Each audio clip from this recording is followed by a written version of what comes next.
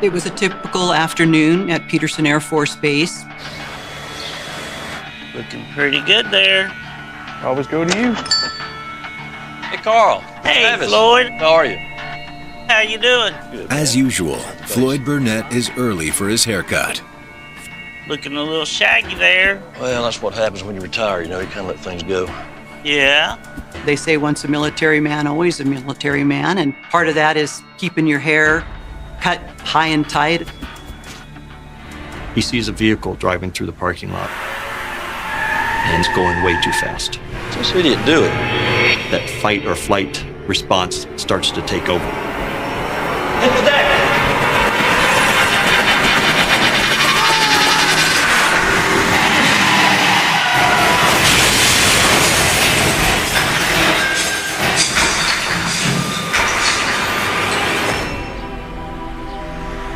On the west side of town, Lt.Joe Kenda is driving back to the station when he gets an unusual call. Dispatch for Lieutenant Kenda. Go for Kenda. We have a report of an auto pedestrian accident, possible fatality. The crash occurred in the parking lot of the commissary at Peterson Air Force Base in Colorado Springs. What do they need me there for? Homicide would rarely respond to the scene of a traffic accident, but there is some question here whether this was accidental or intentional. Air Force security forces are on scene and will be expecting you. 10-4, Kenda out. Peterson Air Force Base is unique. They are on the 7,000 acres that comprise the municipal airport owned and operated by the state of Colorado Springs. The CSPD has jurisdiction on this property.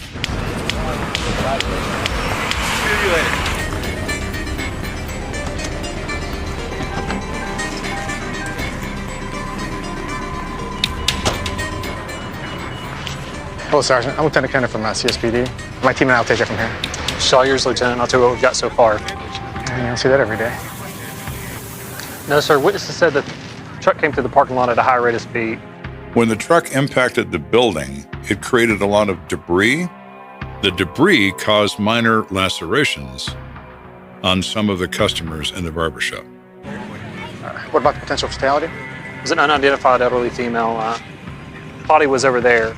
He explains the truck hit a pedestrian just before it impacted the building, and the pedestrian's condition was considered to be grave and had been removed by ambulance. What about the driver?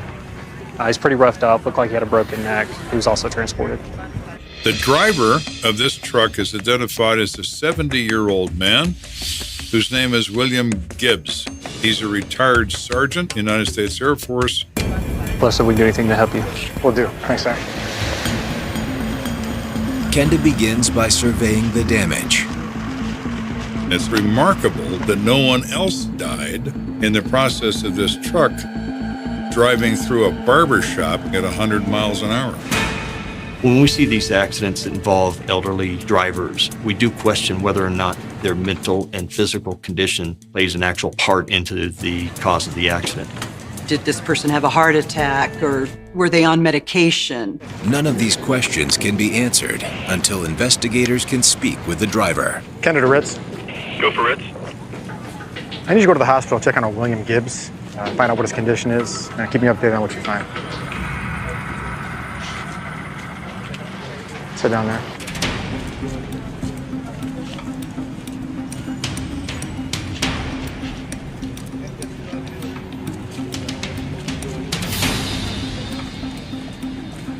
Here we go. This is our point of impact. It's in the parking lot, quite a distance from the front door. You hit it right there. Got caught up underneath the truck and ended up over there.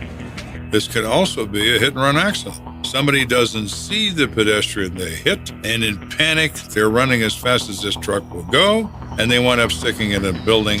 Just then, Detective Ritz reports back to Kenda with an update. Ritz informs me that they've identified the victim as Teresa Gibbs. Yeah, victim is a 66-year-old female. She's the wife of the driver of the truck. He ran over his own wife. Did she make any statements to anyone? No, unfortunately, the surgeons just told me that she passed away in surgery. It broke my heart when this happened. Well, it was sad. We were wondering how that could happen. So the hit and run idea is out the window. These people are married to each other. It brings out a lot more questions. Is it purely an accident? Or is this I'm mad at my wife, I'm going to run her over? How about Mr. Gibbs? He's banged up pretty bad. He's got a Broken clavicle, severe contusions of the neck and spine, and a bruised lung. Fortunately, though, he's going to make it. We're going to be able to talk to him after the doctors run a few more tests. All right, I'll be there as soon as I can. no. Kenda instructs his team to transport the truck to the CSI garage for further processing. In the meantime, the traffic investigator arrives on the scene. How you doing? Lieutenant? Their mission is to tell me what this vehicle was doing at various points in this process based on the abrasion and skid marks on the asphalt. It's a very involved process and it takes a couple of hours. All right, I need to go to the hospital. I'll check back with you. Yes, sir.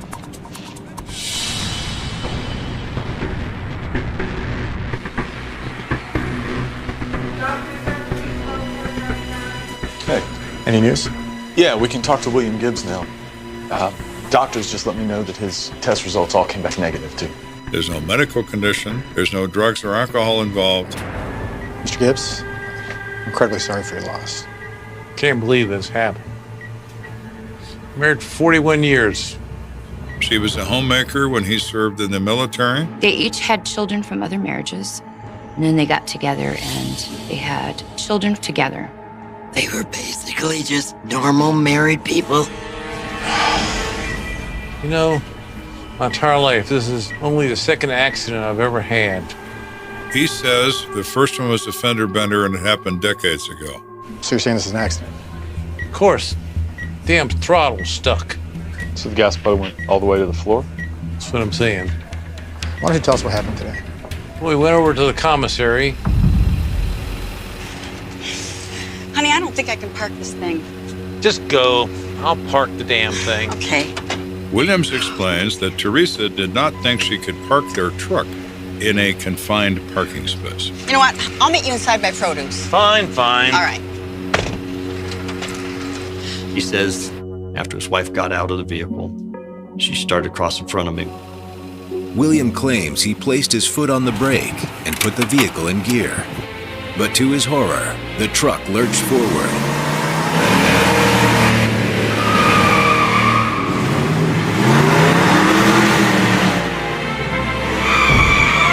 Running over his wife.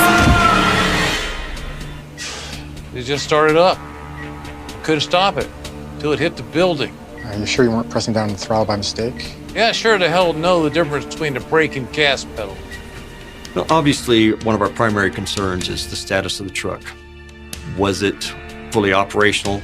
We're going to let you rest now. We'll check back in on you. So we get a court-certified expert mechanic to examine the truck. But in the meantime, I need to find out what the circumstances are of their marriage. I need to find out if there's a reason why Gibbs wanted his wife dead.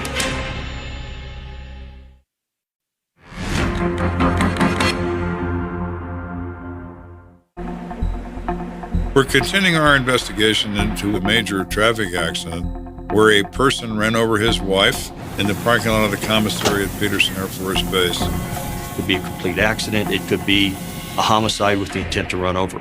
We don't know at this point. Kenda hopes a conversation with the couple's son, Victor, will provide some answers.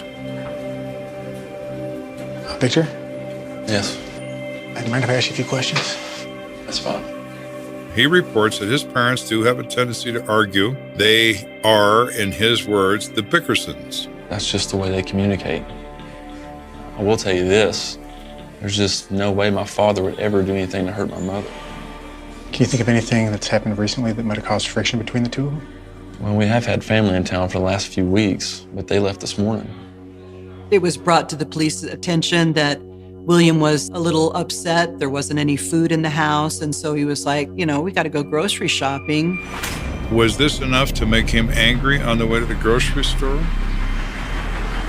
So angry that he wound up murdering his wife with his truck? We'll have to see.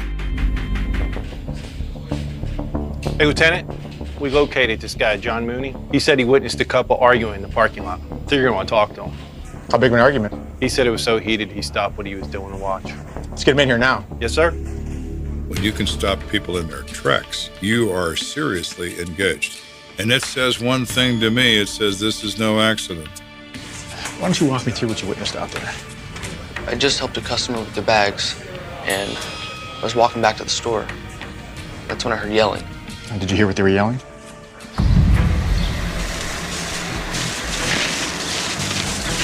All you do is buy big vehicles. I don't know why you have to get this stupid... Yeah, but I gotta get in that spot, and there's no way I can do this. Park the damn thing. I can't do it! I will. Just You know get what? out. I'll tell you what. I'm just gonna let you do this. Go ahead. When people lose control of their judgment is when emotions are piqued. We now have motive. Wondering if the car holds more clues, Kenda contacts the mechanic at the CSPD garage. Mr. Gibbs alleges there's a mechanical failure with this vehicle. I don't believe him. That doesn't mean it isn't true. Hey, Drew. Hey, LT. Did you find anything? I checked everything. Gas pedal connection, brake lines, everything seemed to be in perfect working order before the crash. So it was impossible for the accelerator to be stuck? I can't say 100%, but it's highly unlikely. No, I appreciate it. Let me know if you find anything else. Will do. Kenda still needs concrete evidence that proves the wreck was no accident. Just then, he's summoned back to the scene by the traffic investigator. Any conclusions? Yes, sir. Come with me. So this is no accident. It's intentional. Come here, I'll show you how I know that. See the marks there? Those are acceleration marks. Basically, these marks are left over from somebody sitting in a vehicle, slamming on the gas. Sped up again. That's where these marks come from. So we have three sets of motion. We have speed, contact, stop, acceleration again. So they've hit this person and they've run over them a second time. That's intent. Brutal. I appreciate it. You want to send me the report when you're done? Yes, sir. Thanks. The acceleration marks, coupled with the statement from eyewitness John Mooney, allow Kenda to piece together what happened. We believe that Teresa Gibbs drove William to the commissary parking lot. She was going to try to park the vehicle, but it was a very small parking space. She became a little nervous about it. Just park the damn thing. It's too small. I'm gonna just drive out back. I'm not going cross country just for a parking space. Park it yourself. You know what? I hope you drop dead. She gets out and starts to cross in front of the vehicle.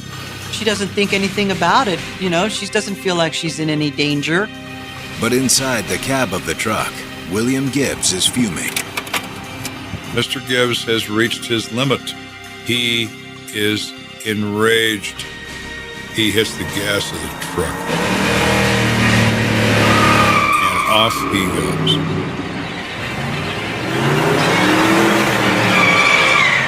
She's literally scooped off the ground by the front end of this truck. The heel of her shoe got scraped off. He then lets off the gas, slowing the vehicle, causing her to slide forward off the truck. You can see by the impact bleeding on the asphalt. For a brief moment, she laid there and bled on this spot. He then re-accelerated and ran over her with the entire vehicle.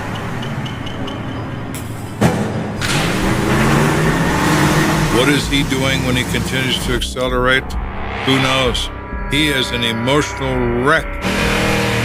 He doesn't do anything to stop. He continues to accelerate until he runs into the building. He probably didn't even think about the people in the barber shop. You have to be almost out of your mind. This is a textbook example of the words of the statute of second-degree murder. Armed with this theory, Kenda and Ritz take another go at William Gibbs. William, I hate to break it to you, but there's nothing wrong with the throttle. So you want to tell me why you ran over your wife? You're out of your mind. He was adamant that it was an accident. He became very infuriated with us to a point where he decided he was tired, didn't want to talk to us anymore. You know, maybe I should see a lawyer. All right. We'll be back when the hospital says you can be released. He was subsequently arrested for second-degree murder. His family was adamant throughout the entire investigation that this was nothing more than the accident, that he had no reason to kill his wife. Well, I did ask him, and he said no, he didn't do it on purpose. I I remember feeling kind of protective because he was old and he was injured. The one thing we knew 100% is Teresa would have never wanted him charged or anything. After consulting with Teresa's family, the DA drops the second-degree murder charge against the ailing William Gibbs. In exchange, William pleads no contest to criminally negligent homicide. He received 3 years probation, and he had to pay restitution for the damage to the building at Peterson Air Force Base. William Gibbs passed away in 2003. To this day, those who knew him and Teresa feel conflicted about the outcome of the case. It's my father. It's my stepmother. I want to think it's an accident, and I hope it was. And I'll probably never know. I guess if they were both still alive, they'd probably be just doing the same things they always did. Growing tomatoes and camping and fishing and joking around. It's a terrible thing when people who've been together for so long can't continue to be together. He had to spend his remaining years on this earth in the jail of his own mind, because in his heart of hearts, he knew what he did.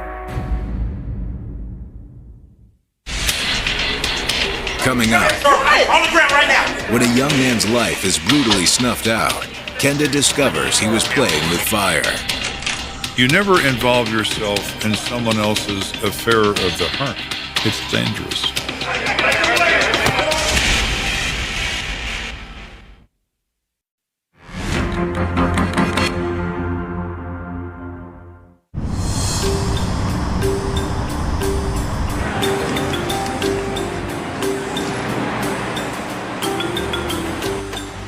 It's Saturday night, and Lt.Joe Kenda is enjoying a rare night off with his wife, Kathy.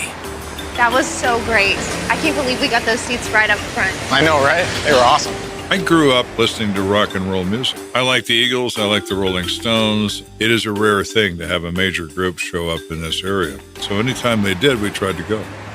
My ears are still ringing. What was that? Anytime you go to a rock concert, you're about half deaf when you come out of the place. But it didn't matter. We just really liked it. Oh, hold on. Are you kidding me? It was absolutely devastating sometimes to Kathy because her life was not her own. Kath, I'm sorry. It's my job. Yeah, I know. I just hate worrying about you so much. It's okay. We had fun tonight, though, didn't we? We did. Kenda suits up and pulls into a bar parking lot on the east side of town. It's already swarming with police and intoxicated patrons. Hey, Dave. So what we got tonight? We got one victim, James Holmes, 25-year-old white male, a single gunshot to the chest. It was pronounced DOA in St. Francis. Officer Morgan is one of the first officers on the scene. He tells me that this is very cut and dried. Was he shot inside the bar? Yes, sir. And we actually have several witnesses. The only problem is we're in the process of collecting statements now. They're all so drunk that they can't give us a clear picture of what happened. Anytime you have an investigation where witnesses have been drinking, you're always concerned about their level of intoxication and their ability to relate what they saw. Any lead on the suspect? Actually, it's your lucky night. Got the guy in custody back in the car right there. Good job. The suspect is identified as 24-year-old Joseph Brown. You want to walk me through what happened? Yes, sir. I got here within minutes of the call. Dispatcher gave me a description of the suspect through a 911 caller. I get here, several witnesses run out, and they tell me somebody had been shot on the inside. He is told that the suspect is described as a white male, long brown hair, in a red plaid shirt and blue jeans. I need everybody to back up. Out of the way over here. Everybody get back. Back up right now. Let me see your hands. Sir, get away. He sees a man matching that description, bent over what is apparently the victim, pleading with the victim to stay alive. Sir, come here. Come here, sir. On the ground right now. I got one male suspect matching the description, one male victim. I do not see a gun. Get out now. Officer, that guy, that's the one who shot him. Spread your arms. Spread them down. Handcuff him for me. Hands behind your back. Arms up. Why are you arresting me? Jim! Jim, look at me! What'd I do? The officer takes control of this individual and handcuffs him. That time I took him in custody and brought him outside. The strange thing is, I think he was in shock because he seemed awfully remorseful. Maybe I had to change your heart after you pulled the trigger. It could be the simple fact as it was an accident, or maybe he just realized he just ruined his own life. Who ID'd him as a suspect? It was actually the bartender. She's also the one that called 911, and we had CSI come down and take pictures of our suspect. She's en route to the station now to ID him in a photo lineup. All right, great. You want to show me inside? Yes, sir. Over here, this is where I found the victim. There's no tables disturbed, no broken beer bottles, none of the things you often find in bar fights that escalate from fists to glassware to gunfire.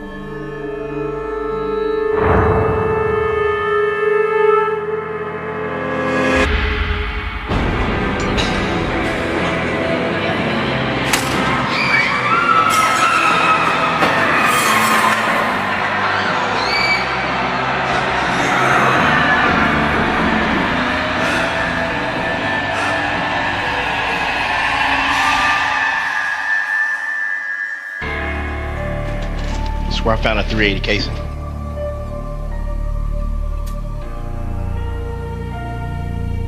What about the weapon? Don't know, we haven't found it. It wasn't on the suspect when we arrested him. Really? Okay, you probably handed it off to a buddy right after he shot the guy. Keep searching the place. Might still be stashed in here somewhere. Yes, sir. Outside the bar, a conversation between bystanders catches Kenda's attention. They had to be involved. I know they did it. And this woman says she saw 3 people run out of the bar. Running people from crime scenes always interests me. Excuse me, you mind if I ask you a few questions about what you saw tonight? Yeah, sure. Her name is Victoria Gonzalez. It was so awful and it happened so fast. Okay, just slow down. So I was standing at one end of the bar. Hey, Victoria, what can I get you? Beer and a shot, coming right up. Victoria explains she heard a few bar patrons raising their voices. Hey, you. Thanks. Big shot. You better watch your mouth, man. It's getting more crazy over there, is it? It was a verbal argument that escalated, followed by a shooting. Victoria says that the shooter in the red plaid shirt left the bar with a female with long blonde hair and another guy who was wearing a black cowboy hat. I didn't get that good of a look at him. Did you see someone with a gun? I think the guy in the red shirt had a gun in his hand. She believes that the party that she saw leaving in the red plaid shirt subsequently came back into the bar, and she identified that individual, the one we have detained, as being our suspect. When the guy with the red shirt came back in, did you see him with a gun? No, I don't think so. What about the other 2? Did they come back in as well? I didn't see them again, no. So if Victoria Gonzalez is right, and the guy in the red plaid shirt is the shooter, and he fled the bar with 2 other people, did he pass the gun off to one of his friends and then came back in to plead for the victim's life? Hey, Lou. Hey, what's up? I need you to call in a bolo for 2 possible accomplices, a female with long blonde hair and a male with a black cowboy hat. Got it. This is Davis Dispatch. With a bolo issued for the 2 potential accomplices, Kenda turns to the suspect in custody, Joseph Brown. Let's see what he has to say for himself. Want to pull him out? This is a mistake. You got the wrong guy. Jim's my friend. Why would I shoot Jim? I can smell alcohol on him. He's 24 years old, but he looks like maybe he is 10. Joseph, we had 2 people that ID'd you as the shooter. Why don't you tell me what happened? So Joseph tells me he's in the bar. He's drinking with the victim, Jim Holmes. Yeah, me too. Not this guy. The guy in the black cowboy hat comes in, and Jim Holmes immediately says something nasty to him. It was something about a girl, somebody treating a girl badly. That's all he could remember. Hey, you. Mr. Big Shot. One who likes to push women around. Man, mind your own business. Then what happened? The guy in the black cowboy hat comes over with his friends and everybody starts yelling and the gun goes off. Now he's trying to blame it on the guy in the black hat. Do you see a gun on me? Joseph is currently under arrest. Is he therefore a credible person? No, he's not. What if Brown here wants to lay this off on the guy in the black cowboy hat when it's actually him all along? Joseph, I'm gonna have you taken down to the station where you can sober up for a little bit. Then I'll have a few more questions for you. Oh, man. Get him out of here, man. I didn't do it. Watch it. Kenda may have a suspect in custody, but something just doesn't feel right. This is a bar shooting. Is anybody telling me the truth? Absolutely not. We need to find a black cowboy hat dude and his long-haired girlfriend. That we need to do.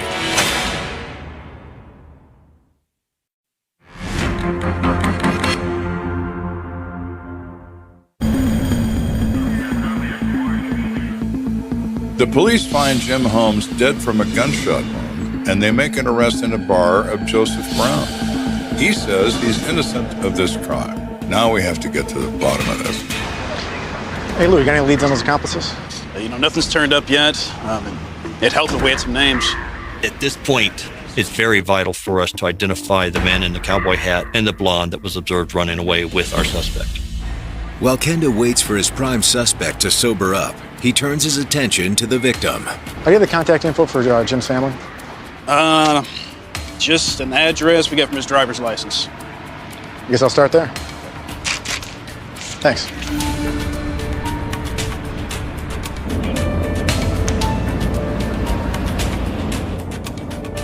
There is no preparation to giving a death notification. You have no idea what's going to happen after you make that statement.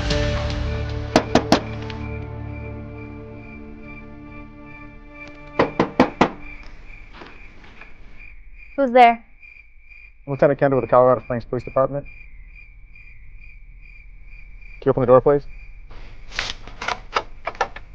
What's going on? Does James Holmes live here? Not anymore. That's my ex-boyfriend. You mind if I come in and talk to you for a minute?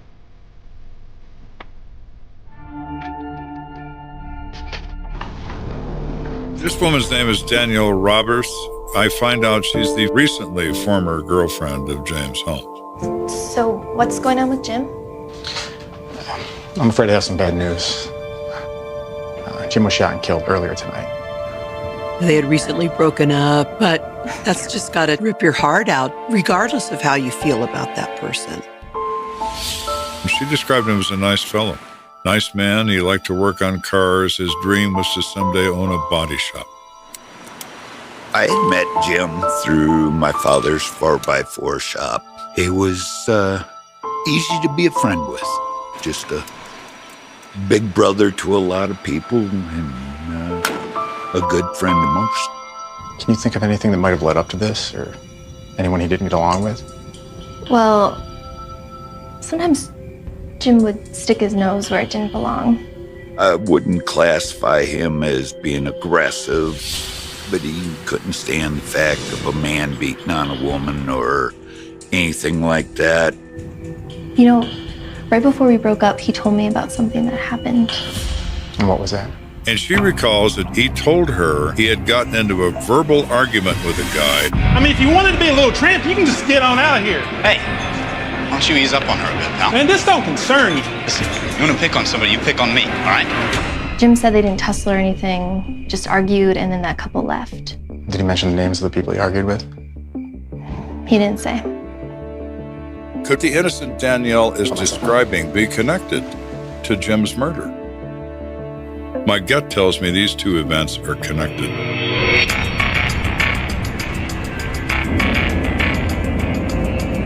So I go back to the station to see how the photo lineup was going with our 911 caller. You wanted to see me, sir? Yeah, did the bartender pick out Mr. Red Plaid shirt? They show her a photo lineup that contains a photograph of Joseph and 5 other people, and she says the shooter is not among the 6 photographs. You're kidding. She swears it's none of the guys. You want to send her in? Yeah. So our identification of Joseph Brown has just gone out the window. I'm not ready to turn him loose yet, but I'm highly questioning why we have him in the first place. Have a seat. Melissa Wagner's a bartender. She watches people all the time. Well, I was working the bar, and I heard these guys raising their voices. She sees two groups of people with a verbal exchange of profanity going back and forth. And one of these guys is wearing a red plaid shirt? Actually, there were two guys in red plaid shirts. Wait, what? Yeah, two guys in red plaid. One of them was this little guy who was with the guy who got shot. He was very short. I remember carting him earlier because he looked like he was underage. Then she says the shooter is the other guy in the red plaid flannel shirt, and he's 6 feet tall. And he's with the guy in the black cowboy hat and the girl with long blonde hair. And you're positive the tall guy had the gun? 100% positive. We know that Joseph was 5'4", not a very tall guy. So we're assuming that the taller one is now our suspect. So why'd you pick out the short guy at the crime scene? It was so chaotic. I didn't realize I made the mistake until I got down here for the photo lineup. I feel awful. I'm so sorry. Now, listen, it's okay. You've been through a traumatic event. We appreciate you being honest and helping us sort through this. The detective will see you out. Thank you.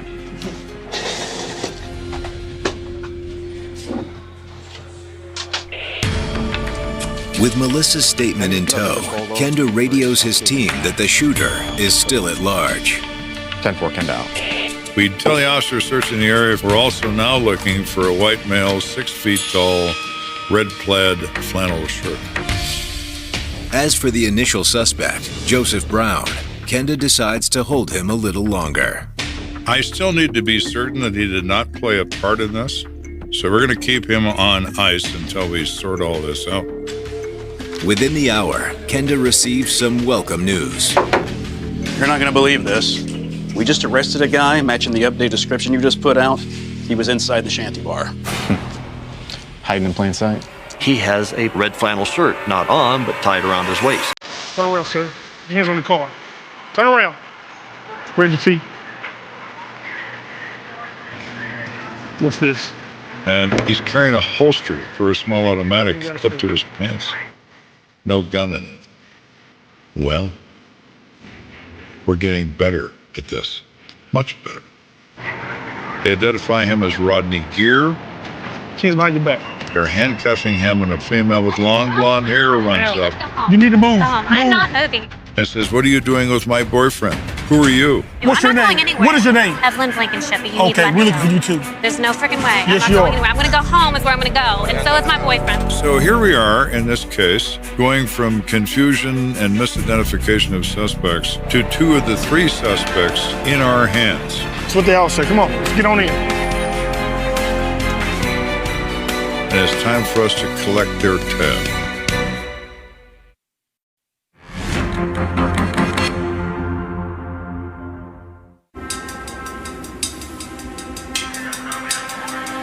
We finally arrive at 2 of the 3 best suspects.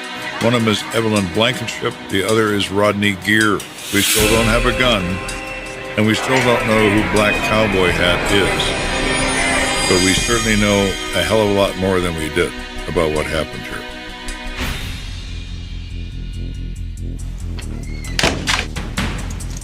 Put your hands in front of you. Looking at Mr. Gere, he's obviously a lot taller than Joseph Brown, but other than that, they look quite similar. So you can certainly understand why witnesses would mistake one for the other. Have a seat. Man, I can already tell you right now, you're wasting your time. I'd like to ask you a few questions about what happened at the shanty bar. I don't know nothing about that. I don't care what you want. We could see why that kind of person could easily get involved in an altercation inside of a bar. Well, if you wanted to avoid a big piece of prison time, it'd be in your best interest to cooperate with us. You know what I want? A lawyer. It's your choice. He is in major trouble, and he knows it. So his only defense is silence. I don't know why he's the shooter yet, but he is. After Rodney Gere lawyers up, Kenda takes his chances with Evelyn Blankenship. Hi, Evelyn. I'm Lieutenant Kenda. Well, it's about damn time. Where's Rodney? Where's my boyfriend? Evelyn is a belligerent, nasty, mouthy little drunk. She didn't get that way in 20 minutes. She's been drinking all evening. Evelyn, we know you were at the shanty bar with Rodney and another guy with a black cowboy hat. We have witnesses that saw you there. Yeah, we were out having a good time. I mean, is that some crime now, too? These witnesses also saw you have a verbal altercation with another guy moments before he was shot to death. What? Jesus. Who do you guys think we are? We had nothing to do with anybody getting shot. She's saying when the gunshot went off, all they did was flee the bar for their own safety. Okay, so you left because you were frightened. Where'd you go? She says, well, I went to my friend's house, Lonnie Fouché. He lives right there by the bar. So why'd you come back to the crime scene? Well, I lost track of Rodney. I was worried, so I went back to the bar to see if I could find him.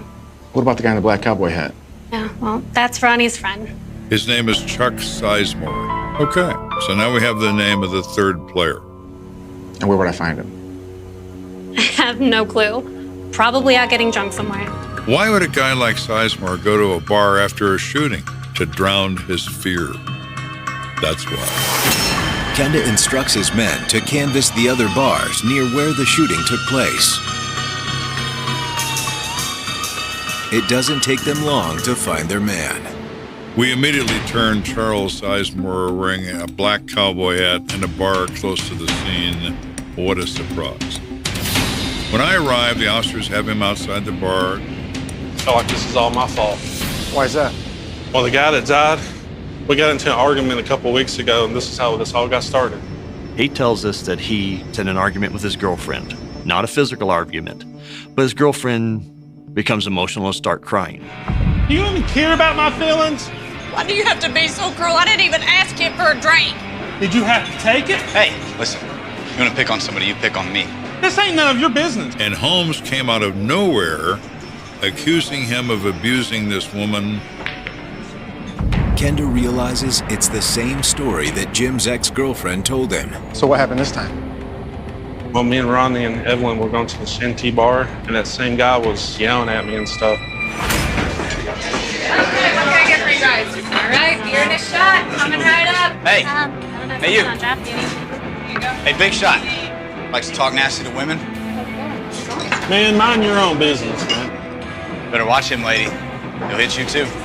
Hey, asshole. Why don't you go say it to his face? Or do you need to grow a pair? She was making the whole thing worse. I didn't want any trouble, so I told Rodney, we need to go ahead and squash this. So Sizemore explains that Evelyn is stoking this fire with a gallon of gasoline. Who do you think you are? You're such a piece of... Look, you and your friends need to leave. Chuck Sizemore tells Kenda that at this point, Rodney Gere becomes enraged that a stranger is talking down to his girlfriend. You and your drunk friends need to get out. Hey, what are you doing? You better watch your mouth. Get down. Gere grabs Joseph by the throat and literally lifts him off the floor and slams him onto the bar. He pulls the gun. He points the gun at Joseph Brown, but Evelyn Blankenship grabs his arm just as he fires the weapon.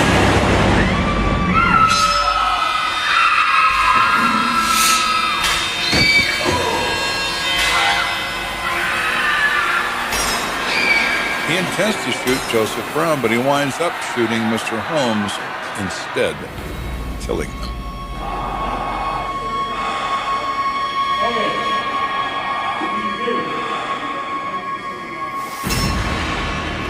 It was awful. I didn't even know Rodney had a gun. So y'all ran out. What happened to the gun? Well, I heard Evelyn say something about they were going to some guy's house. Lonnie, I think it was. I don't know. I came here. I don't know what they did. Mr. Sizemore has cleared all the fog out of this bar. It's also completely clear on who's responsible. The only question that remains is, where is the gun? As the sun rises over Colorado Springs, detectives obtain an address for Lonnie Fouché.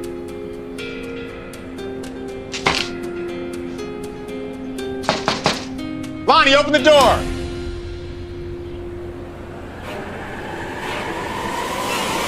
Put your hands. Listen, I don't want any trouble. Evelyn was here earlier and she just wanted me to hide a gun. He didn't do it. He left it on the table right for us to see. He's very open, very believable.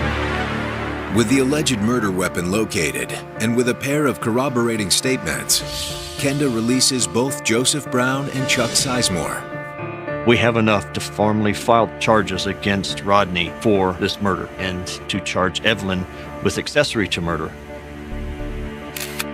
Rodney Gear pleads guilty to manslaughter and receives 16 years.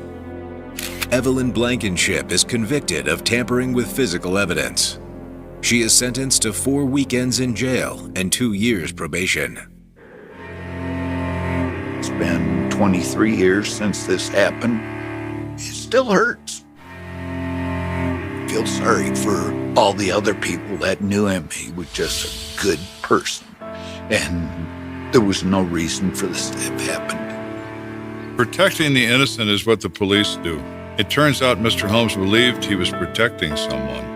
But at the end of the day, he needed someone to protect him.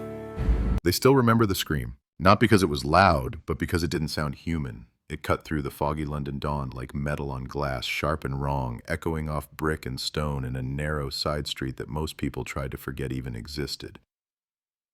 It was Friday, November 8th, 1985. Rush hour was only just waking up. The city was still half asleep. But on one forgotten corner of East London, something woke up early and never went back to sleep.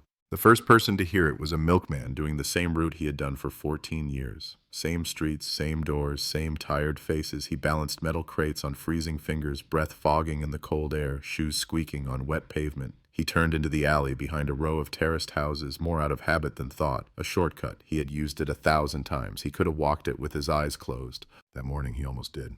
Until his foot hit something that wasn't pavement. He looked down. At first, his brain refused to see it. It tried to rearrange the image into something that made sense. A pile of rubbish, a bag, a mannequin, anything but what it was. A woman, barefoot, arms twisted at an angle no living body should allow, hair spread out across the concrete like a dark halo, eyes open, staring past him, past the alley, past the sky, staring at something he couldn't see. The milk bottles shattered when he dropped the crate. By the time the first police car arrived, the alley was already filling up with whispers. Curtains twitched, doors cracked open, faces appeared and disappeared like ghosts, hungry for information and terrified to be seen. Someone said they heard a struggle. Someone said they heard nothing. Someone swore they had seen a strange man in a dark coat the night before. Someone else was certain it was 2 men. Or maybe 3. Or maybe no one. In neighborhoods like this, memories bent under pressure. The officers pushed everyone back, tape went up, cameras were called. It was still early enough that the newspapers could make the first edition. Dead woman, young, pretty, possibly foreign, no ID, no bag, no shoes, no name. Just another headline waiting to be written. The pathologist would later fix her age at around 26, maybe 27. No wedding ring, nails clean, short, practical, no defensive wounds. That part bothered the detectives. A woman like this, healthy, in her 20s, alone in a London alley at dawn. Why no fight? Why no broken nails, no bruised knuckles, no skin under her nails? It didn't sit right. Detective Inspector Arthur Hale stepped into the alley an hour after the body was found, coat buttoned up to his neck, scarf tight but not tight enough to keep the cold from creeping in. Hale was 42 with the tired eyes of someone who had seen far too many dead faces. He paused at the tape, took a long breath, then ducked under and went in. He didn't speak at first. He never did. He just looked. The alley was narrow, hemmed in by brick walls stained dark by damp and exhaust. Rubbish bins lined one side. On the other, a low wall topped with rusted spikes separated the alley from a small, overgrown yard. There were no cameras. This was 1985. No CCTV, no smartphones, no doorbells that watched everything. Just human eyes. Human memory. The woman lay near the middle of the alley, as if she had been placed there, not dragged. No smear marks. No obvious trail of blood leading in or out. Her dress was simple, dark blue, knee-length, the kind you could wear to an office or a dinner and not look out of place at either. It was clean, too clean, no mud despite the wet pavement, no rips, no buttons torn off. Her face was calm. That was what bothered Hale. Calm, not frozen in pain, not contorted in terror, just still, as if death had come like sleep, quick, quiet, absolute. "What do we have?" he asked finally, voice low. "White female, mid-20s, the constable answered. No wallet, no bag, no jewelry besides this." He held up a small evidence bag. Inside was a thin silver chain with a tiny charm, a circle cut clean in half, one side smooth, the other side scored with a single straight line. "Never seen a symbol like that," the constable muttered. Hale had, but only once, years ago. Another alley, another body, another case that had never quite sat right. He didn't say anything. He knelt beside the woman, looked at her hands, palms pale, fingers loose, no sign of struggle. He brushed a strand of hair back from her forehead, then stopped. "There," near the hairline, almost invisible, a faint mark like a pinprick. He frowned. Get the pathologist to look at that, he said. Tell him I want tox screens on everything. You think this is drugs, sir? I think, Hale replied, that someone went to a lot of trouble to make this look like nothing at all. The ambulance men waited nearby. In 1985, crime scenes were still fast. Get in, take a few photographs, bag the body, wash away the rest. The science was slower, the streets were quicker. Evidence disappeared with the first good rain. Hale stood up and scanned the alley again. One broken bottle, milk on the ground, mixed with something else now, something darker. The faint smell of bleach near the bins. A cigarette butt crushed half into a crack in the concrete. Foreign brand. And on the wall, half hidden behind a stack of crates, a smear of something that might have been dirt, or might not. He made them photograph everything. By mid-morning, the press had the story. Mystery woman found dead in East London alley. Cold case in the making. One junior reporter scribbled in his notebook, liking the sound of the words long before they would ever hit print. He didn't know then that he was right, that this wasn't just another dead girl in a bad part of town, that this would be one of those cases that crawled into the city's bloodstream and stayed there, surfacing every few years in late-night radio shows and pub conversations. Back at the station, they started with the basics. Who was she? They ran her fingerprints. Nothing. They checked missing persons reports. No match. They sent her photo to other stations. No one claimed her. No family called. No boyfriend stormed in demanding answers. No office rang to ask why their employee hadn't shown up for work. She was a ghost, a body with no past. They checked hospitals, hostels, shelters. Nothing. They spoke to the people on the street who saw everything and told nothing. A homeless man said he heard a car in the middle of the night. A neighbor swore she saw a woman in a blue dress talking to a man in a suit near the main road hours before dawn. The descriptions never matched, the times blurred. Then there was the symbol, the strange little charm on the chain around her neck. Half a circle. One side smooth, one side scratched, not religious, not anything any of the detectives recognized. Hale took it home that night in his mind, even though the physical chain sat locked in an evidence drawer. He saw it every time he closed his eyes, because he had seen it before. 5 years earlier in 1980, a man had been found dead near King's Cross. Different victim, different age, different side of the river, but there had been a chain, a small charm, a circle, half smooth, half marked. That case never went anywhere. Accidental overdose, the report had said in the end. No signs of attack, no sign of robbery. Just a man who had taken one needle too many in the wrong place at the wrong time. Open and shut. File it. Forget it. Hale had tried. Now, standing in the harsh fluorescent light of the incident room, staring at the black and white crime scene photos of the woman in the alley, he knew. Someone was sending a message, or signing their work. He pulled the old file the next day. The pages smelled of dust and stale tobacco. The photographs were faded. The notes were thin. No one had cared much. There were no headlines about that death. No press outside the station. Just another body. London swallowed a lot of them. And yet, there it was. The same charm, the same cut circle. Half smooth, half scarred. Coincidence was a word Hale hated. He pinned both photographs to the board. A dead man from 1980, a dead woman from 1985. Different worlds, same symbol. The room seemed to grow colder. Sir? One of the younger detectives asked. You think they're connected? I think, Hale said slowly, that someone is trying very hard not to be seen.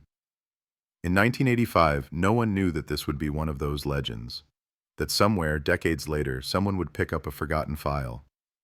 That a new set of eyes, raised in a city full of cameras and data, would look at those old photographs and see something everyone else had been trained not to see. In 1985, all they had was a dead woman in an alley, a symbol on a chain, and a detective who didn't like coincidences.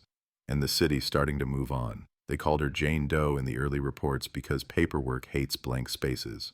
You can't write unknown on every line and expect the system to care, but down in the morgue, under cold lights and stainless steel, she wasn't a headline or a mystery. She was just a body on a table, and the man in the white coat was the only one in the city actually listening to what she had to say. The postmortem started just after noon. Hale watched from behind the glass, coat still on, hands shoved deep into his pockets. The room below him hummed with cheap fluorescent light and the distant rattle of a vent that should have been replaced 10 years earlier. Dr. Leonard Marsh moved with the calm, unhurried precision of someone who had built his life on cutting through other people's nightmares. Externally, Marsh dictated, voice flat, no obvious signs of assault, no ligature marks, no defensive injuries on the arms or hands, no petechial hemorrhaging. Slight contusion to the occipital region, likely consistent with impact on hard surface. Then he paused at the hairline, gently parting the dark strands. Notable, he went on, is a small puncture wound near the right temporal region. Single entry, clean, consistent with hypodermic needle, no surrounding bruising. Up in the observation room, Hale leaned closer to the glass. He pressed the intercom. Could that puncture be from medical treatment? Marsh didn't look up. If she had treatment, I see no sign of it. No IV sites, no bandaging, no surgical scars. This looks deliberate, controlled. Cause of death? Hale asked. Too early, Marsh said. Heart appears structurally normal. No massive hemorrhage. Lungs clear. I'll need toxicology, but if you're asking what my money's on... He lifted his scalpel again, thinking aloud. Something interfered with her heart rhythm. Sudden, clean, efficient. You mean poison? I mean someone didn't want bruises, Marsh replied. Or noise. Or a mess. It would take days for tox to come back. Machines were slow. Labs were overworked. Other bodies were arriving all the time, each with their own demands for answers. Hale hated waiting. The city never waited. It just kept moving, grinding evidence away one day at a time. While the samples sat in glass tubes and metal racks, his team walked the streets, door to door, floor to floor, the alley, the houses backing onto it, the surrounding streets. They knocked until their knuckles hurt, until people started recognizing them, until the stories blurred. On the third floor overlooking the back, an old woman in a pink robe said she'd heard a car around 3 a.m. Door slammed twice, she said, fingers shaking as she dragged on a cigarette. Then something heavy, not metal, not rubbish, soft. I thought it was a bin bag. Didn't look. Should I have looked? On the corner, the news agent said he'd seen a woman in a blue dress 2 nights earlier, standing under the street lamp, lighting a cigarette with hands that wouldn't keep still. Didn't look drunk, he said. Didn't look high, looked scared, kept checking over her shoulder like she was waiting for someone she didn't really want to see. No one saw her get into a car. No one saw her leave a car. No one saw her fall. They saw fragments, shadows, things that might have been something and might have been nothing. In the evening, the first photo hit the press. Not her face, not yet, just the alley. The tape, the white sheet moving through a sea of uniforms. Underneath, a headline bigger than the facts. East London Mystery Woman. Murder, message, or mistake. Hale read it in the canteen, coffee untouched. He'd seen enough headlines to know how this would go. A week of noise, speculation, frantic tips called in by people who wanted reward money or attention. Then another story would push her off the front page. A bomb, a riot, a politician. The city was never short of ways to forget the dead. He felt eyes on him. Inspector Hale? The voice was young, female. He looked up. A reporter stood in the doorway, notebook in hand, hair swept back in a way that said she'd done it in a hurry and still somehow looked like she meant to. Mid-20s, too awake for this place. Anna Price, she said. Evening Standard. Do you have a moment? I don't do off the record, he replied. I'm not asking for off the record, she said. I'm asking if people out there should be afraid. They're in London, Hale said. They already should be. Her pen hesitated over the page. Is this random, Inspector? Wrong place, wrong time, or did she know whoever did this? Hale hesitated. He thought about the clean skin on her hands, the lack of bruises, the single neat puncture near her temple. This wasn't random, he said finally. Random leaves chaos. This didn't. So it was planned. You can write that, he said. He didn't mention the charm, the tiny silver circle, half smooth, half scored, still sitting in an evidence bag in the property store. He didn't mention the other file on his desk, the one from 1980 with another dead body and another circle charm that had never made the news. The city forgot enough on its own. It didn't need his help. Upstairs, the incident room grew crowded. Maps, timelines, grainy stills from the only security camera that had caught her a week earlier, walking past a bank near Liverpool Street. Same blue dress, a handbag swinging at her side that they hadn't found. They froze the frame and pinned it to the board. Underneath, someone wrote, "Victim" in thick black pen. It was the only word they had for her. Maybe she's not local, a sergeant said. No match on our missing persons. Could be foreign. Au pair, nanny, student, someone off the books. Off the books doesn't mean off the map, Hale muttered. Someone always notices when someone disappears, eventually. If that someone existed, they hadn't called the station yet. 3 days after the autopsy, the phone on Hale's desk rang. Marsh. You free? The pathologist asked. Because this is not the usual cocktail. Hale found him in the lab, standing over a printout. Tell me, Hale said. We found traces of an anesthetic agent in her blood, Marsh replied. Not street stuff. Not heroin, not barbs, not anything a junkie would cook in a bedsit. This is clinical, clean, something you'd see in a hospital or a research lab, not in an alley. Name it, Hale said. Marsh tapped the paper. It's a derivative of a cardiac anesthetic, tight operational window. In low doses, it sedates. In slightly higher ones, it interferes with the heart's rhythm. To someone young and otherwise healthy, it looks like the heart just stops. Could someone get this from a GP? Hale asked. Not likely. It's specialist. Trials, private clinics, cardiac units. You need the right license or the right friend. This isn't something you steal from a trolley in A&E.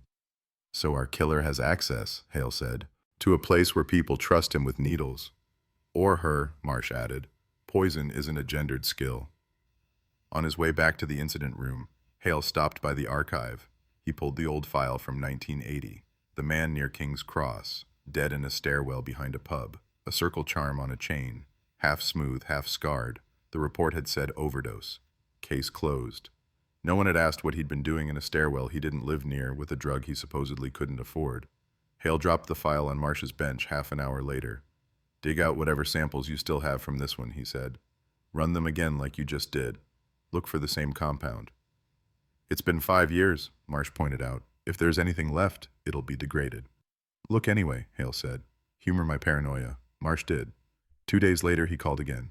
It's faint, he said. Barely there, but it's there. Same compound. Same fingerprint, if you like. I'd testify to it. 2 bodies. 5 years apart, different sides of the river, connected by a molecule and a piece of silver. The board changed. Someone drew a red line between the 2 photos, 1980 to 1985, King's Cross to East London. A man and a woman who had never met in life, now sharing wall space in a room that smelled of coffee and stale smoke. Could be a group, one of the younger detectives said, staring at the charms. Secret society, cult, half circle, midnight meridian, something daft like that. Or someone playing God, another muttered, choosing who gets their circle completed and who doesn't. They laughed, but it was the kind of laugh that stuck to the back of the throat. Hale had them pull everything they could on organizations with similar logos. Half suns, half moons, split circles. The city was full of symbols. Charities, companies, record labels, therapy groups. The list they brought back was thick enough to serve as a doorstop. One name kept coming up, Meridian House, West London. West. Private clinic. Discreet, expensive, their brochure, obtained by a detective posing as a concerned relative, was all cream paper and careful wording. Restoration. Balance. Therapeutic rest. They treated stress, burnout, addiction, insomnia, all the things people with money didn't want to talk about in public. Their logo was a circle split vertically, one half light, one half dark. Not identical to the charm, but close enough for Hale to feel the itch in his spine. He went that afternoon. Meridian House was everything the alley wasn't. High ceilings, polished brass, thick carpet that swallowed footsteps whole. Behind the front desk, a receptionist smiled a professional, empty smile. "Can I help you?" she asked. "Detective Inspector Hale, Metropolitan Police." He flashed his warrant card. "I need to speak to whoever runs this place." "Is there a problem?" she asked, the smile cracking at the edges. "There are 2, he said, both of them dead." A man appeared as if the building had conjured him on command. Late 50s, good suit, hair going silver at the temples in that deliberate way some men manage, hands soft but steady, eyes that had seen too much and filed it in boxes marked manageable. "Inspector," he said, "Dr. Edmund Carr, perhaps we should talk in my office." Carr's office was tasteful and quiet. Bookshelves, certificates, a large window overlooking a small manicured garden that might as well have been on another planet compared to the alley off East London. On the desk sat a paperweight, a metal circle, half polished smooth, half left rough. "Nice piece," Hale said. "A visual aid," Carr replied. "Half chaos, half order. We help people move from one side to the other." "And do you use this to do it?" Hale slid the tox report across the desk. "Because I have a woman in the morgue with this in her blood, and a man from 5 years ago with the same. Both wearing a charm that looks like your logo shrunk down and put on a chain." Carr's eyes flicked to the paperweight, only for a second, but Hale saw it. "Meridian House," Carr said carefully, "operates within all the required guidelines. Any medication dispensed here is documented, stored, and accounted for. If you have a specific patient in mind—" "I don't know if she was a patient," Hale cut in. "I don't even know her name. But someone out there is using a specialist drug like it's a personal calling card and signing their work with half a circle. That puts you on my list, Doctor." For a moment, Carr didn't answer. The clock on the wall ticked. A car passed outside. Somewhere down the corridor, someone laughed, then caught the sound and smothered it. "There was a program," Carr said finally, "years ago, before this clinic took its current form. A research initiative, We partnered with a private foundation. They were interested in memory, not just treating trauma, removing it cleanly. We trialed a compound in microdoses, controlled settings, volunteers. The idea was to dull the emotional edge of certain memories, to let people remember without reliving. And, Hale said, and it did something to the heart in a small number of cases, Carr admitted. Unpredictably, quietly, they went from sedated to gone. No struggle, no pain, just gone. Names, Hale said. I want every name involved in that program. Volunteers, doctors, nurses, assistants, anyone who had access to that drug. I'm bound by confidentiality, Carr began. You're bound by the law, Hale said, and by the fact that someone took what you built and turned it into a weapon. You can either help me find them quietly or watch this place's name run on the front page under a very large word. Experiment. He let the silence sit. Carr's jaw tightened. For the first time, the calm cracked. I kept the records, he said at last. Against instructions. They're not here. I'll need time to retrieve them. You'll have less than you'd like, Hale said. Start now. Outside, the street looked the same as it had that morning. Buses, umbrellas, people pressing forward, late for jobs and early for worries. None of them knew that. Behind the well-kept facade of Meridian House, something rotten had just shifted into the light. Back at the station, Hale stood in front of the board again. Circle charms, 2 faces, a logo that almost matched, a drug that should never have left a lab, now flowing like a ghost through the veins of people who ended up on cold tables.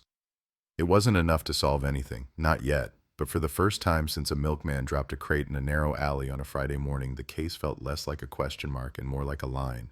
Thin, red, stretching from 1980 to 1985, from King's Cross to East London to a quiet clinic in Marylebone. Somewhere along that line, someone had decided who lived with their memories and who didn't live at all, and whoever they weren't finished drawing circles yet. The records came in 2 cardboard boxes that looked far too ordinary to hold anything dangerous. No seals, no warning stamps, no biohazard symbols, just tape and a name scrawled on the side in black marker. Meridian Archive, 1979 to 1982. A constable wheeled them into the incident room on a trolley like they were office supplies. For a moment, nobody moved. Then Hale pulled on gloves and started cutting through the tape. Paper.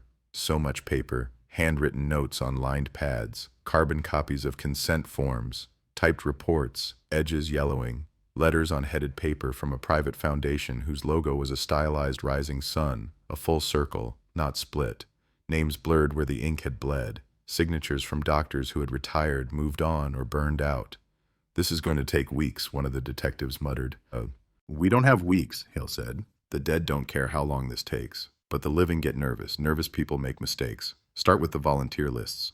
Cross-check every name against missing persons, unexplained deaths, suicides, anything that ends suddenly.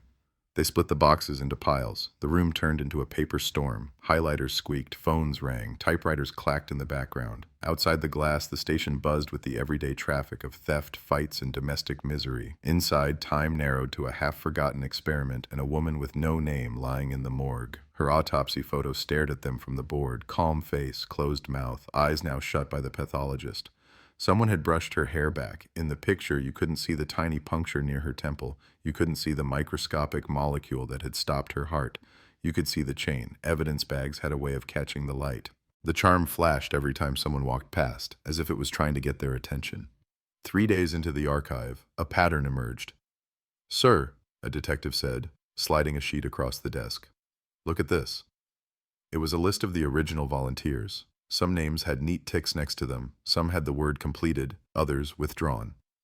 At the bottom of the page, in a different hand, a small note. 2 subjects transferred to external supervision. See addendum. Where's the addendum? Hale asked. Doesn't seem to be here, the detective said, but we found that same note on 4 separate lists. Always at the bottom. Always 2 subjects transferred. No names, no references. Transferred to who? Hale said. The answer came not from the boxes, but from a phone call. A foundation representative, smooth voice, polished vowels, concerned but not too concerned. We understand you've been going through historic documentation related to a discontinued program, he said. Meridian House notified us as per protocol. We'd like to assist in any way we can, of course. Of course you would, Hale said. You had a program that killed people. Now someone connected to it is killing more. The way you can assist is by telling me exactly who those transferred subjects were and where they went. There was a pause. I'm afraid that specific phrasing doesn't ring a bell, the man replied. But if you formally submit a request, we can look into what records are still retained under data protection. We're not talking about data, Hale cut in. We're talking about a body in an alley and another in a stairwell 5 years ago, both with your ghost drug in them. I'm done playing polite.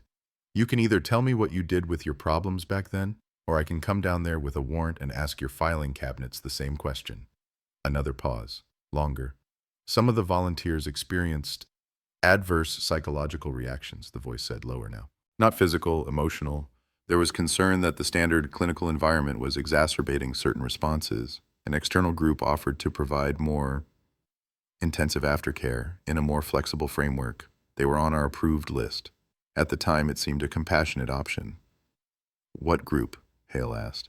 The Half-Light Project, the man said. They ran retreats, therapeutic communities, nothing illegal as far as we knew. Where? Hale said. I believe their last registered address was in Southwark, the voice replied. But they disbanded years ago. We received notice that the program was discontinued. Our liability ended there. I'm sure your lawyers were very clear on that, Hale said. Send me everything you have. Contracts, correspondence, anything with the words Half-Light on it. And if I find out you've shredded so much as a receipt, I'll make sure the press knows your foundation kept experimenting after people started dying. He hung up before the man could reply. Half-Light. The name went up on the board in thick black marker. It sat there between the two victims, a word that sounded like it belonged in a poem instead of a police file. Southwark gave them an address that no longer existed. Where the Half-Light Project's office had supposedly been, there was now a photocopy shop that smelled of toner and cheap coffee. The shop owner had been there 3 years. Before that, he said, it had been a discount carpet place. Before that, who knew? The city changed skin too often to remember its own scars. They looked for former staff. Found 3. One had moved to Scotland and taken up gardening. One was in a psychiatric ward, mumbling about doors that opened in the wrong direction. The third worked in a bookstore and refused to talk. It was supposed to help people, she said finally when Hale cornered her in the staff room. We believed that. We honestly did. What did you do? He asked. Integration work, she said. Meditation, group sessions, controlled revisiting of traumatic memories. The drug was never meant to be used unsupervised. It was like anesthesia for the mind. You could go back to the worst thing that ever happened to you and look at it without screaming. And when it went wrong? Hale asked. She stared at the floor. They didn't scream then either, she said. They just stopped. Were any of your transferred subjects women in their 20s? He pressed. Dark hair, possibly foreign, no family contact on file. Our records were taken when the project closed, she said. We were told not to keep copies. It was all very tidy, very final. Someone kept more than copies, Hale said. Someone kept the drug, and they're still using it. He asked about symbols, circles, charms. She flinched at the description. Some of the facilitators wore something like that, she admitted. Half circle, half polished, half rough. They said it represented the work. You come in broken, you leave whole.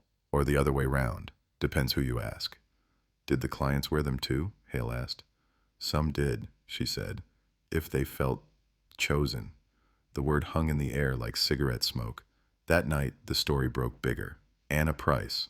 Byline under a headline that screamed, cold case or cover-up, secret drug trial linked to East London, mystery death. Someone in the foundation had talked sooner than Hale expected, or maybe someone in the station had loosened their tongue over a pint. Either way, the phrases experimental drug and private clinic now lived on every front step in the city. Hale read the article in his kitchen, tie loosened, radio humming low in the background. He didn't remember giving half the quotes that appeared in print. Some he hadn't. That was journalism. Between the lines, though, Price had something real. She'd found a former Half-Light client, anonymous, describing sessions that sounded more like controlled drowning than therapy. He picked up the phone. Enjoyed your piece, he said when she answered. Next time you decide to light a fire under an ongoing investigation, give me a heads up, will you? You weren't talking, she replied. Someone had to.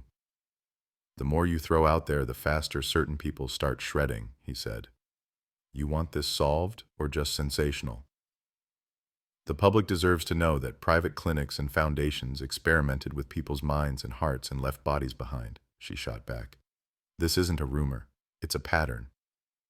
He expected anger. Instead, he felt a flicker of respect.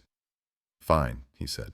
You want to keep digging? Do it where I can see you. Stay away from my witnesses. Don't print names I haven't cleared. And if anyone connected to Half-Light or Meridian calls you with a sob story about being hounded, you call me before you write a single line." "That sounds dangerously like cooperation, Inspector," she said. "Don't let it go to your head," he replied.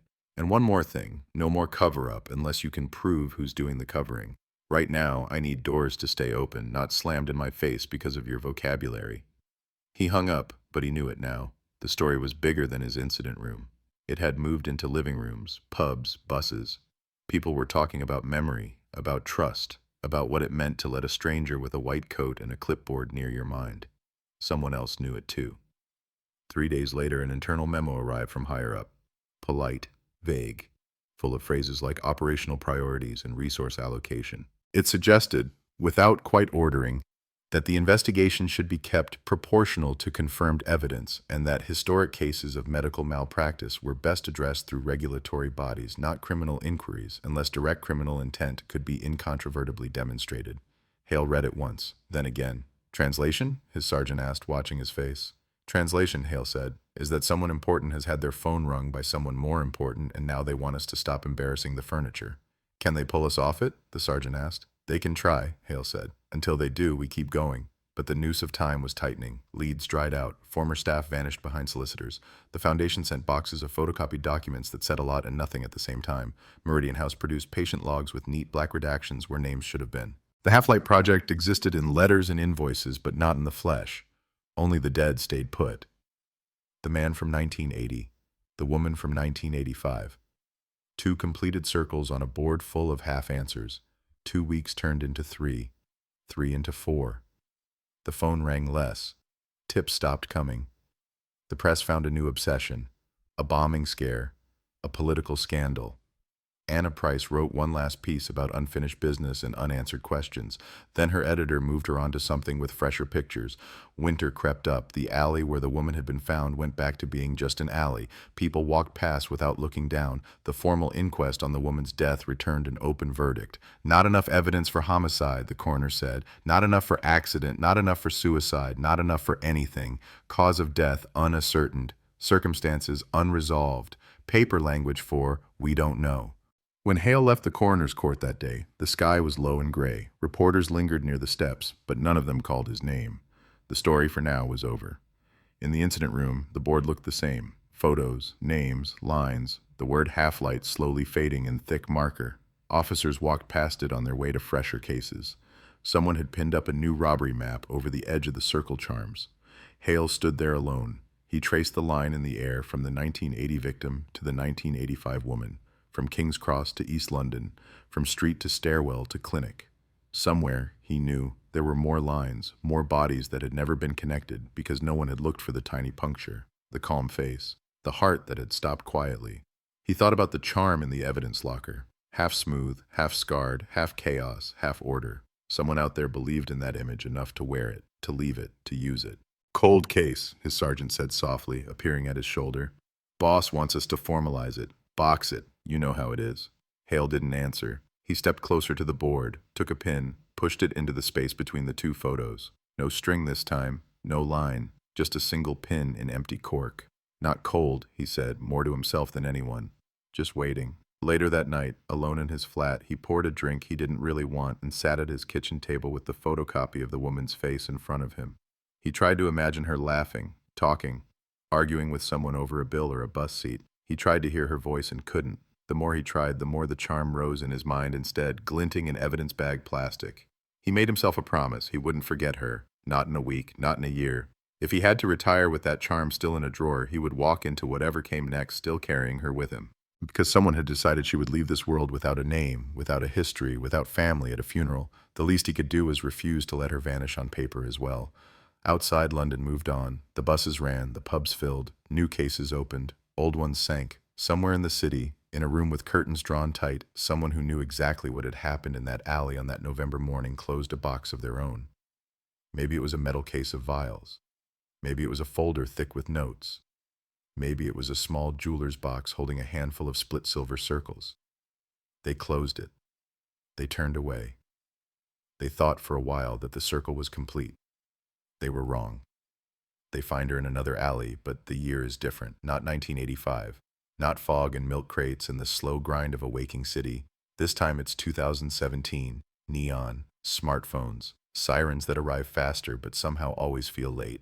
The alley is off a main road in Hackney, wedged between a yoga studio and a bar that serves cocktails in jam jars. The city has changed its clothes, but not its habits. It still leaves bodies in places people don't like to look at for too long. A delivery driver sees her first, reversing his van, staring into a camera instead of a mirror. For a second, the shape behind him is just a blur on the reversing screen. Then his brain catches up. He slams the brakes. He climbs out. And there she is, on her back, arms loose at her sides, hair fanned out across the tarmac like spilled ink. Dressed black, not blue, shoes still on this time, face calm, mouth closed, no blood, no obvious wound, no sign of panic written into the angles of her body.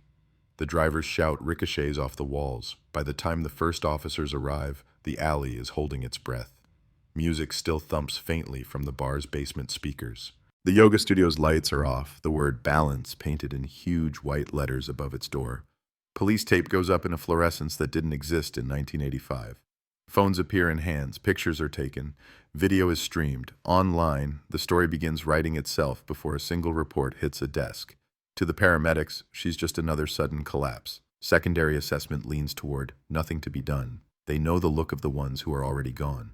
To the uniforms, she's a scene to secure. To the detectives, called in because something about the tableau is wrong, she's a question. To DCI Eva Mercer, she's déjà vu she shouldn't be able to have. Mercer steps under the tape, coat flapping open over a dark suit, hair pulled back tight. Mid-30s, fast eyes. Too young to remember 1985, old enough to have read about it. She doesn't speak at first. She walks the alley like she's listening for echoes. The body lies in the center of the space, not near the entrance or the exit. Placed, not dropped, no scuff marks, no drag trail. The dress is smooth, no torn seams, no dirt on the knees, no sign of impact. Looks like she just lay down and died, one constable mutters. Mercer crouches beside the woman. Fingers hover over the skin without touching. No livid bruising, no ligature, no obvious injection sites on the arms. She tilts her head. The hairline at the right temple has a tiny dark dot, a pinprick, where hair meets flesh. She feels something in her chest tighten. Get the photographer in close on this, she says quietly. Right temple. I want that magnified. Think it's drug-related, ma'am? Her sergeant asks. I think she didn't come here to shoot up, Mercer says. And I think whoever brought her here wasn't in a hurry. Check for CCTV. We've already started door knocking, the sergeant says. There's a camera on the bar's back door, one on the yoga place, two on the main road. Someone will have seen something. Mercer nods, but she's not looking at the doors. She's looking at the woman's throat. There, just under the collarbone, half hidden by the neckline of the dress, is a chain. Silver, thin, cheap, or made to look it. Mercer reaches for a latex glove, slides it on, and gently lifts the chain free. The charm swings in the air, a circle, cut clean in half down the middle. One side polished smooth, the other scored with a single engraved line. Mercer's breath catches like it's snagged on a hook. The charm glints once in the flash from the crime scene camera. Later, at the station, under harsh white light and the hum of computers, she stares at it through clear plastic. Evidence bag, exhibit number, date, time, her initials. Her sergeant leans on the desk beside her. Seen that design before? He asks. Not personally, she says, but the job has. He frowns. Where? In a file older than you, she replies. She leaves him there, confused, and goes looking for the past. The cold case room is in the quiet part of the building. No shouting here, no suspects, no fresh blood. Just shelves and boxes and the weight of stories that never found an ending. Everything smells of dust and old paper, even though half the records are digital now, humming quietly on a server that never sleeps. She types in a few phrases. Female, unascertained, puncture, temple, symbol, circle. The database coughs up a handful of nothing cases, then one that makes her stop scrolling. East London, female, 20s, unascertained, alleged puncture mark near temporal region, necklace recovered, unusual symbol. She clicks. The file opens like a door into another world. Scanned, handwritten notes. Grainy, black and white photographs. The layout is clumsy compared to modern reports, but the content is sharp. Jane Doe in an alley. November 8th, 1985, Detective Inspector Arthur Hale. Mercer scrolls through yellowed pages made digital. She sees the autopsy report. Dr. Leonard Marsh. She sees the tox results, listing a compound she recognizes only vaguely from training, a cardiac anesthetic derivative, rare even then. And then she sees the photograph of the evidence charm. Circle, half smooth, half marked, exactly the same. The little hairs on her arms stand up. History doesn't repeat itself, they say. It just rhymes. In front of her, 2 dead women 32 years apart sing the same line. She prints the summary pages and pins them to her own board. In the corner of her incident room, 2017 meets 1985 under fluorescent tubes, and London's old ghosts step into new light. "Boss," her sergeant says from the doorway, looking at the 2 sets of photos side by side. "Please tell me that's not what it looks like." "It looks," Mercer says, "like we've just inherited a cold case with a fresh body on top of it." She doesn't sleep much that night. When she does, it's not deep. Faces drift in and out. The calm eyes of the 1985 woman. The newer one in Hackney. Between them, a charm swinging slowly, like the pendulum of a clock that stopped a long time ago. The next morning, she tracks down Marsh. He's retired now. White hair, thinner. But when he opens the door of his small house on the outskirts of the city, his eyes are still sharp. "DCI Mercer," he says, reading the card she holds up. "If this is about the parking ticket I never paid in '92, the statute of limitations must be very generous." "It's about a woman," she says. 2 women, actually. One of them you met in 1985. Something moves behind his gaze. Recognition. Or maybe guilt. He makes tea. Old habits. Pours it carefully, no shaking in the hands despite the years. She lays the photographs on his table. First the 1985 victim, then the 2017 one, then the close-ups of the charms. He doesn't touch them. He leans closer instead, as if distance might change what he sees. "Different faces," he says softly. "Same mark, same stillness." "You ran tox on the first one," Mercer says. "Cardiac anesthetic derivative. Experimental. Connected to Meridian House and some foundation. There are notes about something called the Half-Light Project. Does that still mean anything to you?" Marsh lets out a slow breath. "I was told to forget those words," he says. "Apparently they weren't good for my career." "Did you?" she asks. "No," he says. "But the job moved on. So did the city. The case went cold. Your generation prefers hard data to old men's memories." "I'll take both," Mercer says. "Do you still have any of the samples from 1985? "You know how long we're supposed to keep them," Marsh says. "But you also know how good the lab was at following instructions back then." He smiles grimly. "Some of us had a habit of misfiling things that felt unfinished," he adds. "Let me make a phone call." 2 days later, a small, dusty, refrigerated box is handed over to a modern lab that hums with machines Marsh could never have imagined. The labels are faded. The handwriting is his. Blood, tissue, hair. Time has been chewing at them for 3 decades, but science has teeth of its own now. Mercer watches as the technicians start the process. DNA extraction, compound analysis, high-resolution mass spectrometry. Words that would have sounded like science fiction to Hale in '85 are just another Tuesday to the white-coated text now. As they work, she reads. The old file is more than facts. It has fingerprints of personality in the margins. Hale's notes are underlined in places, angry in others. Phrases like, "not satisfied" and "probable link" and "someone is lying" sit next to names. Meridian House. Dr. Edmund Carr, the Anonymous Foundation, Half-Light Project. There's a separate sheet, handwritten, that was never part of the formal record. She finds it tucked in the back of the scan, almost lost. If this lands on another desk in 30 years, the note says, don't let them tell you it was nothing. Look for the pattern. Follow the circle. A.H. She sits back. Hale had known, even then, that the case might outlive him. Did he ever solve anything like this? Her sergeant asks later, reading over her shoulder.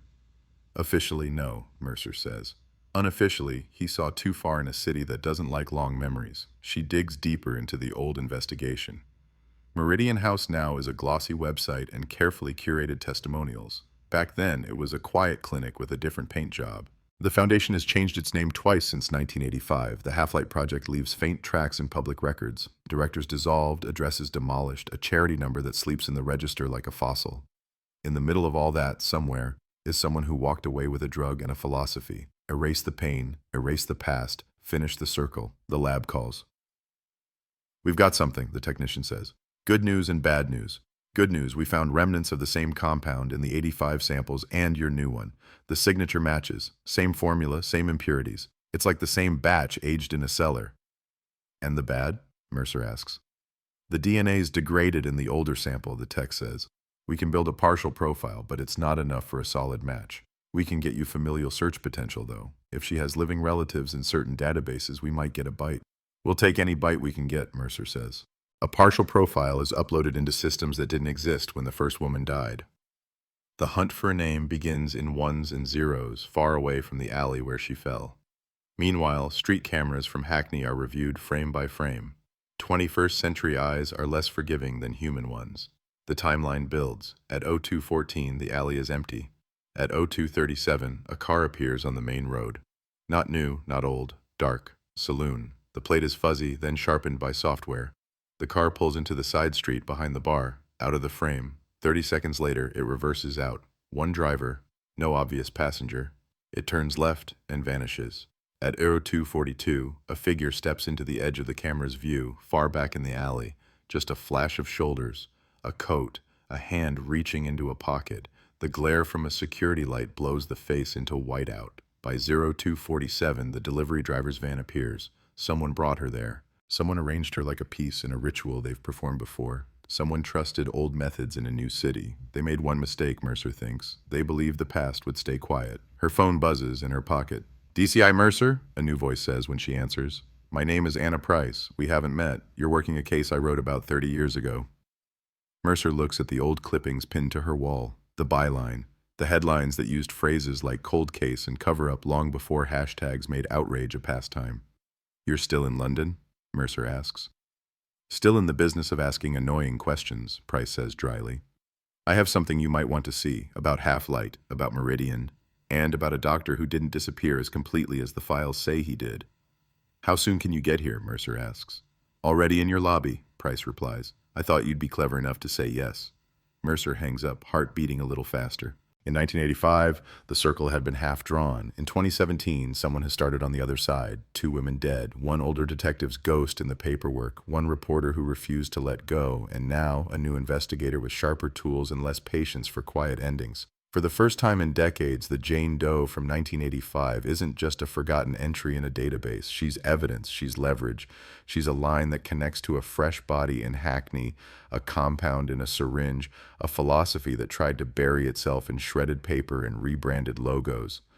On Mercer's board, under the old photograph of the calm-faced woman in the alley, she writes in neat black letters, linked to 2017 Hackney homicide, active offender. The word cold comes down. The case isn't sleeping anymore. It's awake. Anna Price doesn't look like the woman in the old clippings.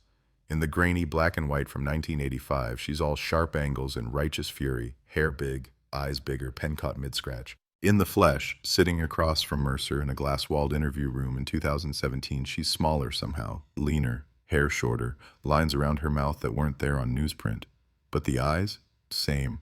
Bright, annoyed, hungry. She flicks her gaze up to the camera in the corner and then back to Mercer. Is this going to be recorded, she asks, or are we pretending it's a friendly chat? It's recorded, Mercer says, but we can stop at any time. That's what they used to say in the therapy leaflets, Anna snorts. Didn't mean it then either. She drops a battered satchel onto the table. It hits with a sound that's half paper, half metal. Everything in Mercer tightens a notch. What's in the bag? She asks. 30 years of being a bad loser, Anna says. You didn't call me here for my charm. Mercer nods at the satchel. Show me. Anna opens it like she's done it 1,000 times. Inside is a stack of folders held together with elastic bands, an old cassette tape in a cracked case, and a small box the size of a cigarette pack. She pushes the folders across first. When the 85 case went cold, the story didn't, she says. Not for me. The editor stopped caring. Readers moved on. But I couldn't, and neither could your man. Hail, Mercer says. Hail, Anna repeats, and something softens just a fraction in her voice. He was stubborn, too stubborn to let go, so he did what he could. Whenever he hit a wall that had "not for police" written on it, he slipped what he knew to someone the walls didn't apply to. You, Mercer says. Me, Anna nods. Off the record, pub corners, side streets. No paper trail, he fed me pieces. I fed them back to the public. That was the idea anyway. Then the pressure came down from upstairs. His, mine. Phones started ringing in the wrong offices. Words like career limiting, the usual. What happened? Mercer asks. What always happens, Anna says. They promoted him sideways. Gave him a nice little role that kept him busy and far from anything that might embarrass anyone with a title. I got moved off crime and onto lifestyle. 10 ways to eat for your star sign. He drank more. I smoked more. We both pretended we'd let it go. She shrugs. We lied. Mercer flips open the first folder. Photocopies of letters, copies of copies. The ink is faint in places. There are names she recognizes. Meridian House, the Foundation, Half-Light. There are others she doesn't. Shell companies, charities, trusts, different names, same board members. This one, Ina says, stabbing a finger at a logo in the corner of a letterhead, is the one you don't find in the official files. Aurum Therapeutic Trust, founded 1983, dissolved 1994. On paper, they funded wellness retreats and alternative therapies. In reality, they acted as a bridge between Meridian and Half-Light. Money went in one way, medicine and people came out the other. How do you know that? Mercer asks. Anna flips to another sheet, the same heading, different content. Because someone slipped me this internal memo in '86, she says. Foundation to Aurum talks about offloading high-risk subjects and outsourcing liability to trusted partners. They never mention drugs or names. But you don't need to. The language stinks. There are notes in Hale's handwriting in the margins.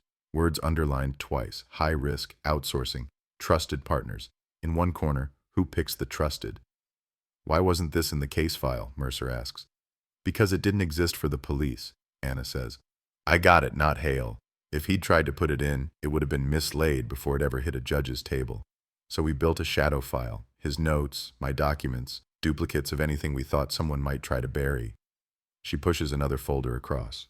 This one came later, late 80s, early 90s. Complaints. 3 families, different years, same story. Loved one goes on a restorative retreat run by a group with a different name every time, but the same pamphlet design. They come back different, flat, detached, or they don't come back at all. Deaths? Mercer asks. 2 confirmed, Anna says. 1 ruled suicide in a cottage bathroom. 1 accidental drowning in a lake on the grounds of a retreat. 3rd one survived but wasn't much use, barely spoke. When she did, she talked about circles, light and dark, about someone finishing the work with a needle when the memories wouldn't quiet down. Mercer feels her pulse step up. She looks through the complaint letters, handwritten, spidery, spilled onto the page like the writer was racing time. They mention names. One crops up more than once. Dr. Rowan Blake. Psychiatrist, Anna says. Joined Meridian as a junior in the early 80s. Moved to Half-Light on paper as a consultant. Later shows up connected to retreats funded by Aurum under various names. Oakwood Sanctuary, Meridian Renewal, Half Sky Retreat. He liked keeping the theme going. Where is he now? Mercer asks. Anna smiles, but it's thin as paper. That's the fun part, she says. According to the medical register, he retired in 2003. According to a flyer I picked up last year in a very expensive private clinic's waiting room, he's alive and well and working as a visiting specialist in trauma integration for a place called The Interval. She reaches back into the bag and pulls out a glossy brochure. The cover is all soft focus woods and water. On the back, in tasteful serif font, The Interval, rest between what was and what can be. West of London, Anna says. Big house, high walls, higher prices. They cater to people with too many secrets and too much money to let them leak in rehab. Mercer flips it over. On the inside, photos of airy rooms, yoga mats, bowls of fruit, a list of staff. She scans down the names. There it is. Dr. Rowan Blake, consultant in memory processing and integrative therapeutics. No photo, just a line, but line is enough. Why didn't you take this to the police earlier? Mercer asks, looking up. Anna gives her a look that manages to be tired and sharp at once. Who exactly? She says. The ones who told Hale to stop asking. The ones who decided an open verdict was tidier than tearing open a private clinic and a foundation with friends in Parliament. I tried. Once. Got told it was historic background, not operationally relevant. The editor called it a dead horse. I kept the file. I waited. I thought maybe one day someone with a badge who hadn't already been told to shut up would care. She nods toward Mercer's board, just visible through the glass. 2 women, 2 charms, a red marker line between them. Looks like I picked the right day, Anna says. The small box sits on the table between them, untouched. What's in there? Mercer asks quietly. Anna's posture shifts, the bravado dips. A mistake, she says, on their part. She opens the box. Inside, on a bed of cotton wool, lies a charm. Circle, half smooth, half scored. Not in an evidence bag, not on a chain, on its own, like a loose tooth. This one's mine, Anna says. They sent it to me in '87. Typed envelope, no return address. Just the charm and a strip of paper with 3 words, for your collection. Mercer feels a shiver crawl up her spine. Threat? She asks. Invitation, Anna says. Either way, I took it as a promise. That they were still out there, that they liked the game. I never wore it. I kept it, in case one day someone asked whether I was making all this up. Mercer closes the box gently and slides it back. You're not, she says. We've got one just like it on the latest victim, and one in an old locker from '85. She thinks of Hale's note in the digitized file. If this lands on another desk in 30 years... It landed. Her phone buzzes. She glances at the screen. Unknown number, internal code. She steps out into the corridor to take it, leaving Anna and the ghosts of 3 decades behind the glass. Mercer, she says. DNA lab, a voice replies. You wanted to know the second we had anything on your historical sample? We've got a hit. Partial, but strong enough to be interesting. Her throat tightens. Go on, she says. Private genealogy database, the text says. One of the backdoor agreements. A woman submitted her DNA for family research. Matches your 1985 profile as a first-degree relative or very close. Age fits as a niece. Manchester address. We've flagged it as priority contact. Name? Mercer asks. Katerina Varga, the text says. Parents originally from what was Czechoslovakia. Her file notes an aunt who went missing in London in the mid-'80s. Family story says she went to work for a medical program that paid in cash. The alley in 1985 tilts into focus in Mercer's mind. Dark hair, clean nails, practical dress. Do they have the aunt's name? She asks. Lenka, the text says. Lenka Varga, no date of death, just a line, lost in London, 1985. Lenka, she goes back into the room. Anna looks up at her face and straightens in the chair. You've got something, she says. Maybe, Mercer replies. We might have our Jane Doe's name. Lenka Varga came to London in '85 for a medical program, disappeared. Anna's eyes close briefly. You give a person a name, she says softly. You make it a lot harder to talk about them like paperwork. We're not talking about her like paperwork, Mercer says. She prints the details. Pins a new note under the old photo of the 1985 victim. Lenka Varga, provisional ID. The board looks different with letters under the face. The calm expression is the same. The puncture wound invisible, but now when Mercer looks at her, she doesn't see just a victim. She sees a person who had a sister, a niece, a country, a reason to get on a bus to a foreign city. Someone who answered an advert maybe. Volunteers wanted. Paid. Help science. Help yourself. Sleep without nightmares. Remember without pain. She looks at the 2017 victim's photo. No name there yet. That bothers her. 2 women tied together by a killer and a philosophy, one unnamed, one barely restored. Her sergeant appears at the door. We've traced the interval's ownership structure, he says. You were right. It's a maze. Front company on front company. But underneath it all, the foundation. New name. Same directors. And guess who sits on the advisory board for ethical therapeutics? Don't say Edmund Carr, Mercer says. I won't, he replies. Because the name on the documents is his daughter, Dr. Emily Carr, psychiatrist, special interest in trauma and memory. Daddy's legacy, I guess. He's listed as emeritus consultant. So the circle didn't just continue, it grew roots. Rowan Blake works there, Mercer says. Carr's child plays ethics there. The same money that funded Half-Light keeps the lights on, and our killer feels comfortable enough to start dropping bodies in alleys again. Maybe they never stopped, Anna says quietly from behind them. Maybe we just weren't looking. Mercer turns back to her. I'm going to need everything you have on Blake, she says. Every location he worked, every complaint, every whisper. And I'm going to need you to stay away from the interval for now. Why? Anna says. Afraid I'll scare them. Afraid they'll recognize you, Mercer replies. And go to ground. I want them where I can see them, not in some unregistered basement with a suitcase full of needles. Anna holds her gaze for a long beat. Fine, she says. I'll play nice, for now. But you don't get to shelve this if it gets difficult again, not this time. Not planning to, Mercer says. When Anna leaves, the interview room feels bigger but heavier. The satchel is lighter now. Some of its weight has transferred to the board. Rowan Blake, the interval, Emily Carr, Lenka Varga, the foundation, Aurum, Half-Light. It's like watching a constellation slowly appear, star by star, until the shape becomes obvious and impossible to ignore. Mercer stands in front of the board until the rest of the station thins out and the hum of printers dies. She reads Hale's old note again. If this lands on another desk in 30 years... You've got your desk, she murmurs. You've got your 30 years. You wanted someone to follow the circle. She draws a new line. From Lenka's photograph to the unknown woman in Hackney. From both of them out to a printed image of the interval's brochure. From there to a smaller photo of a man taken from a scanned conference program. Rowan Blake, hair grayer, smile fixed. On the other end of the room, the phone rings once, twice, and then stops. Night staff take over. London outside presses against the windows, full of lights and lives and secrets. Somewhere beyond those lights, in a house marketed as a place of peace, someone is telling a patient to relax, to trust, to let go. A needle is prepped, a compound drawn, a charm against a wrist glints in lamplight. The circle is still turning. Mercer steps back, takes it all in, and finally says it out loud, the word that had been stamped on the old file and then quietly scraped off.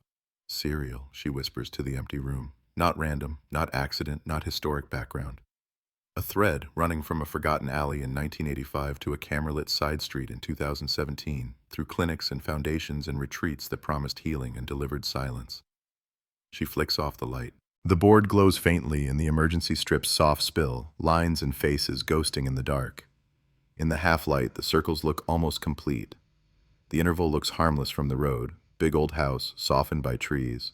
Gravel drive curving up to a set of double doors painted the kind of soft gray that focus groups love. No sign on the gate, just a discreet brass plaque on the wall. The interval, a place between. Mercer watches it from an unmarked car, engine off, windows cracked just enough to keep the air from going stale. The place looks like it's taken all the sharp edges of the world and sanded them down. Wind in the leaves. A gardener in navy overalls clipping a hedge that hardly needs it. Somewhere, faintly, a piano. It's the kind of place people pay a lot of money to disappear into. Hard to believe they're not doing yoga sacrifices inside, her sergeant mutters from the passenger seat. That's why people trust it, Mercer says. Danger rarely looks like a horror film. It looks like this. The file on her lap tells a different story. Complaints. Blake's name threaded through them. Orem money. Half-light language repackaged. Words like integration and release and process where other people use the word pain. They don't have enough for a warrant. Not yet. Suspicion isn't evidence. Historical malpractice isn't probable cause. 2 women dead 32 years apart looks like a pattern to her. To a magistrate, it's interesting context. So for now, they watch. Clients arrive in cars with tinted windows and private plates. Men in suits whose phones never leave their hands until they cross the threshold. Women in expensive gym gear who look like they've run out of ways to outrun themselves. No one signs in where a camera can see. No one hands over a credit card on the doorstep. The business of erasing memories is done behind closed doors. Mercer's phone buzzes. She picks it up without taking her eyes off the house. Yeah. DCI Mercer? It's family liaison. We've got an ID on Hackney. Her spine straightens. Give me good news, she says. Name's Sarah Blake, the voice says. 31. Local address in Stoke Newington. Works in healthcare administration. Parents divorced. Father not on her birth certificate, but listed on some old-school forms as Dr. Rowan Blake. For a second, the car feels smaller. Say that again, Mercer says, even though she heard every syllable. The victim is Rowan Blake's daughter, the liaison officer repeats. We've double-checked the documents. Electoral roll, 1 old GP registration, that's our link. The interval looms in front of her, calm and polite. Was, Mercer says softly, was his daughter. The case flips on its axis and keeps turning. This isn't just a killer hunting strangers. This is blood. This is family. Either someone sent a message to Blake, or Blake sent a message to someone else using his own child's heart as the ink. Mercer feels heat crawl up the back of her neck. She kills the call, looks at the house. Her sergeant feels the shift in the air. What? He asks. Victim's name is Sarah Blake, she says. Our Sarah worked in healthcare, administration. Father's name on old records. Rowan Blake. He lets out a low whistle. So either the good doctor's past just came back to eat his present, he says, or we've got the sort of family dynamic that makes Greek tragedies look well-adjusted. Either way, Mercer says, I'm done staring at this place from the road. She starts the engine. They don't go in as police. Not yet. They go in as exactly what the interval feeds on. Stressed professionals. Half an hour later, she stands in the foyer beside her sergeant, both of them in civilian clothes. Off-duty cop, overworked, partner tagging along, concerned. It's a script they've both played believably before. The receptionist is all warm smiles and soft voice, a human sedative. Welcome to the interval, she says. Have you been with us before? No, Mercer says. A friend recommended it, said you help with burnout, sleep, that kind of thing. The receptionist nods in that slow, understanding way that makes people confess things they'd meant to keep to themselves. We certainly can, she says. We specialize in providing space between stress and response. May I take your names? Mercer gives one of her standby aliases. Her sergeant does the same. The receptionist taps them into a tablet. I'm afraid our retreat programs are fully booked for the next 3 months, she says, but we do have availability for assessment sessions. We usually start there anyway. Talk, see what you need. We wouldn't want to prescribe before listening. Who does the assessments? Mercer asks. Several of our clinicians, the receptionist says. Dr. Carr, Dr. Singh, Dr. Blake, when his schedule permits. If you'd like, we can...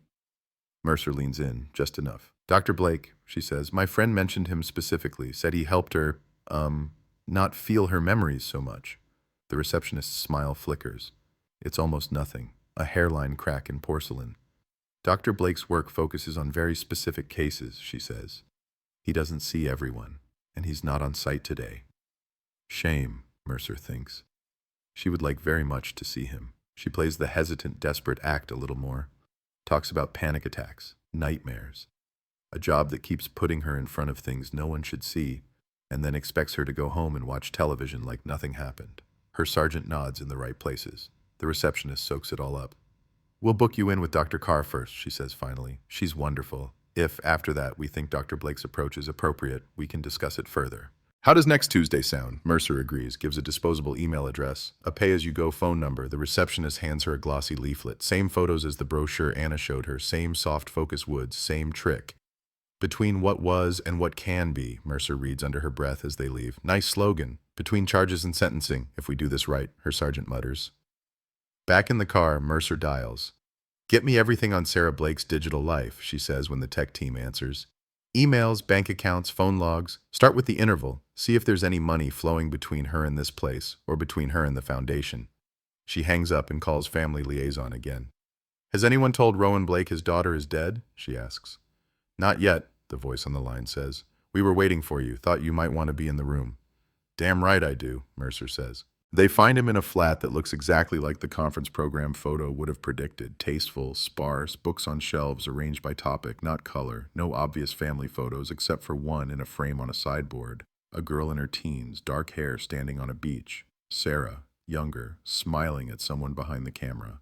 He opens the door in shirt sleeves. No tie. Expression irritated at being interrupted. He looks older than in the brochure, but not by much. Gray at the temples. Calm blue eyes. Can I help you? He asks. Dr. Blake? Mercer says. I'm DCI Mercer. This is Sergeant Clark. May we come in? He hesitates for a fraction of a second. It's enough. He knows the shape of this visit. He's made similar ones probably once upon a time. He steps aside. They sit. She doesn't waste time with small talk. I'm sorry to have to tell you this, she says, but there's no easy way to put it. Your daughter, Sarah Blake, was found deceased in Hackney. We believe she died early yesterday morning. I'm very sorry. The script is practiced, but the weight is real. She watches his face. For a moment, there's nothing. Then something small and ugly twists beneath the surface. His mouth tightens, his eyes darken, not with tears, but with something that looks disturbingly like calculation. How? He asks. We're still determining the precise mechanism, Mercer says. There were no obvious injuries. We're awaiting full toxicology. We're treating her death as suspicious. Suspicious, he repeats. You mean murder? We mean suspicious, she says. For now. He leans back in his chair, stares at the ceiling once. When his gaze drops back to her, his grief is on, but it's a thin layer, a coat, not a skin. I assume you'll want to know where she worked, who she saw, whether she took drugs, whether she was depressed, he says. I can save you some time. She worked in administration at a clinic. No direct patient care. She disliked drugs. She had bouts of low mood like anyone, but no history of attempts. And no, she wasn't in touch with any dangerous men, as far as I know. She made poor choices in friends, but not catastrophic ones. What clinic? Mercer asks, knowing the answer. The Interval, he says. We keep our records in order. I'm sure you'll find them thorough. You work there as well, don't you? She asks. I consult, he says. Occasionally. They value my experience. She holds his gaze. Did you know that a woman was killed in 1985 using a highly specialized cardiac anesthetic derivative linked to an experimental program you were involved in? She asks. That one of the trial subjects was transferred to an organization called the Half-Light Project under your supervision and never seen alive by her family again? For the first time, his mask slips. I was cleared of any wrongdoing in that program, he says quietly. You can check the records. We followed protocols. Any deaths were tragic anomalies, not crimes. Anomalies that keep repeating, Mercer says. Same compound, same tiny puncture at the temple, same half-circle charm on a chain. One of those women, we believe, was named Lenka Varga. She trusted your protocols and ended up on a slab. His jaw clenches. You've been talking to Anna Price, he says. She always did enjoy painting monsters. If the shoe fits, Mercer says. Where were you between 1 and 3 a.m. on the night your daughter died?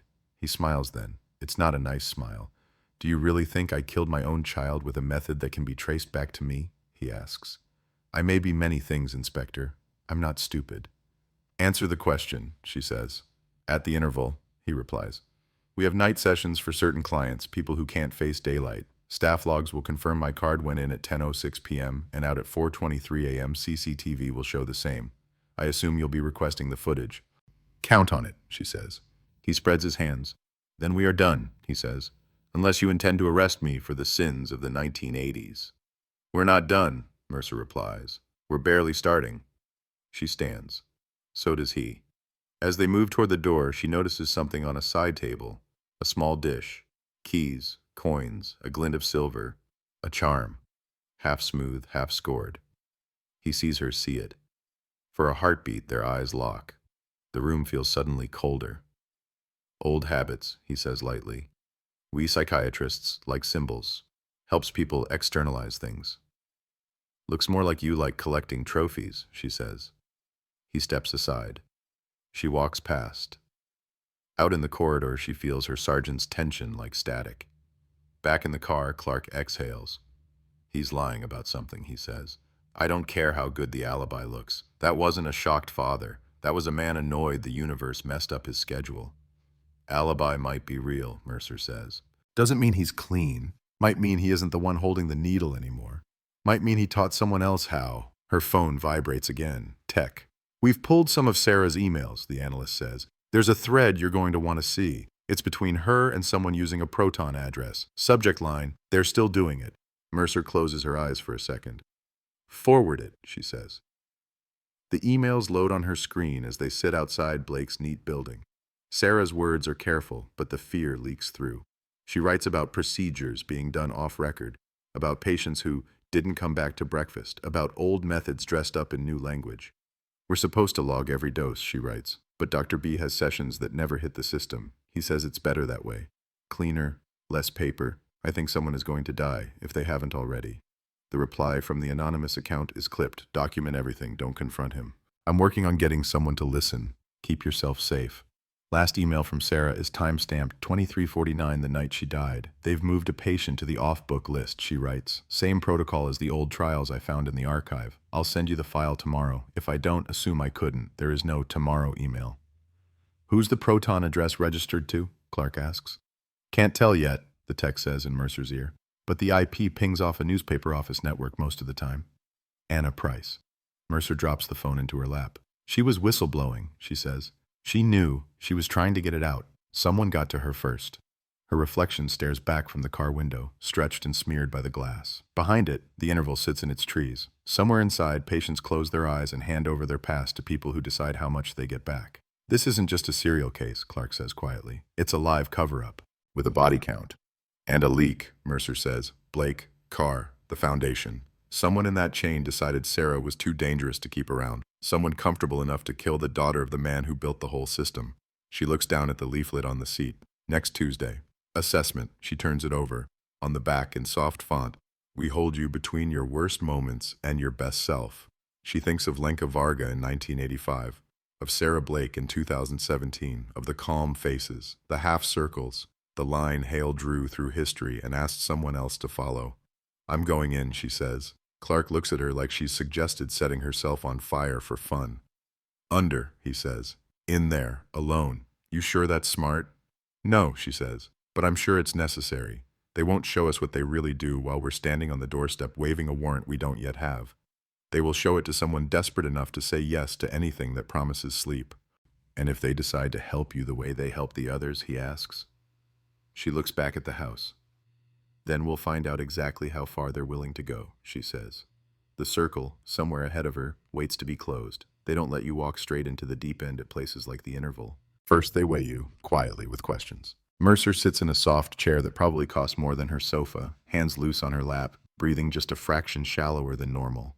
Across from her, Dr. Emily Carr makes notes on a tablet. Late 30s, hair pulled back, no nonsense. Glasses that make her look more serious than she needs to. She has her father's eyes, but not his manner. Where Blake was sharp edges under charm, Emily is smooth concern over something harder to read. So, Emily says, you're a detective. They'd agreed on that part. Some truths are easier to lie around. Yes, Mercer says, homicide. That must be intense, Emily says, letting the word stretch. How long have you been doing that kind of work? Too long, Mercer replies. Emily nods. Tell me about sleep. The interview room is dressed as therapy, not interrogation. Neutral walls, a plant that's almost certainly plastic, a painting of a coastline that could be anywhere. No cameras obvious, but Mercer knows where they'd hide them. She could sketch this room from memory, right down to the tissue box, placed just close enough to reach in a breakdown, but far enough that you have to acknowledge needing it.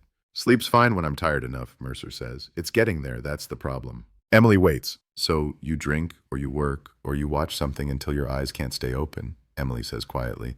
Then when you finally lie down, your mind is still running the tapes. Mercer meets her gaze. You rehearsing, or is that actually insight? Patterns, Emily says. I see a lot of people like you. Responsibility high, control low, exposure to horror constant. You're not special, I'm afraid. Good, Mercer says. I hate special. They go through the usual checklist. Panic, appetite, concentration, flashbacks. Mercer threads enough truth into the answers to make the fabric hold. She doesn't have to fake the images. Lenka in the alley, Sarah on the tarmac, the charm swinging, Hale's note. Emily taps, scrolls, hums once under her breath. Have you ever tried medication? She asks. Temazepam once, Mercer says. Didn't like not being able to wake up properly. I don't like not being in control.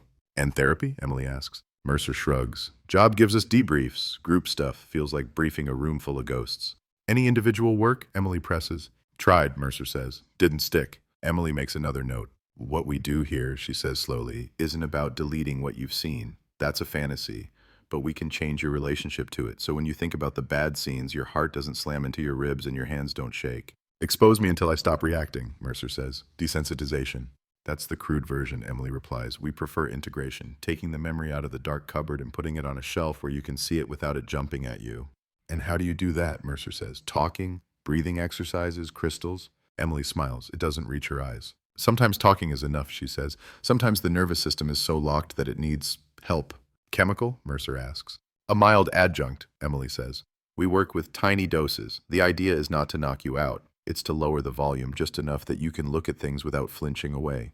We monitor closely, always within safe parameters. Always, Mercer says? There's the tiniest pause. As with any intervention, Emily says, there are risks. We mitigate, we select, we don't offer that level of work to everyone. Who do you offer it to? Mercer asks. Emily's gaze is very steady. People for whom the alternative is breaking, she says.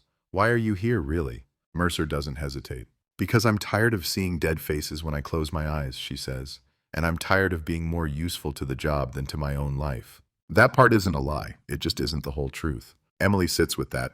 We start with non-invasive work, she says. Grounding, stabilization. If we think the deeper protocol could help, we'll discuss it. Any chemical support is strictly opt-in. You can say no at any point. You can walk out. You don't lock people in, Mercer says lightly. Emily's mouth twitches. We're not that dramatic. Mercer leans back, lets out a breath she doesn't quite fake. Okay, she says. What next? We recommend a short residential stay, Emily replies. 3 nights. It allows us to build continuity. You're not carrying the outside world in and out every day. You get some distance. Some people start as day clients. In your case, I think immersion would be more effective. Immersion, prison with better sheets. Mercer nods slowly, as if weighing it up for the first time. Do you have somewhere I can smoke? She says. Emily glances at the tablet. We discourage... Let me put it another way, Mercer says. If you want me to consider 3 nights here where I hand you the keys to my head, I need 10 minutes with a cigarette to pretend I still have some autonomy. Emily studies her for a heartbeat, then she smiles, genuinely this time. Out the back, she says, through the conservatory. There's a gravel patch by the hedge. Clients use it when they think we're not watching. I thought you watch at everything, Mercer says.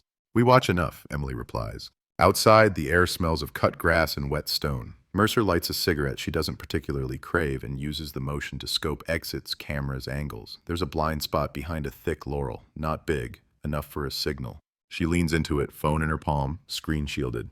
Text only, no call. Inside, Emily retrieved 3 night stay, chemical protocol for later, room map to follow. She hits send. A few seconds later, a tiny buzz in her hand. Copy. Van 2 stationed back lane. Audio kit ready when you are. No heroics. She almost smiles. No heroics. Too late. She goes back in, finishes the assessment, signs the forms with her alias. There's a page about pharmacological adjuncts written in careful, legally resilient language. She reads every line. I consent to the use of evidence-based pharmacological support. She signs that too. If she doesn't, they won't show her the real thing. They'll give her yoga and herbal tea, and somewhere else in the building, someone else will get the needle. On the way out, Emily walks her to the door herself. We'll email the full schedule, she says. Packing list, house rules, you'll have your own room. We'll ask you to hand in your phone for the duration. It's cleaner that way.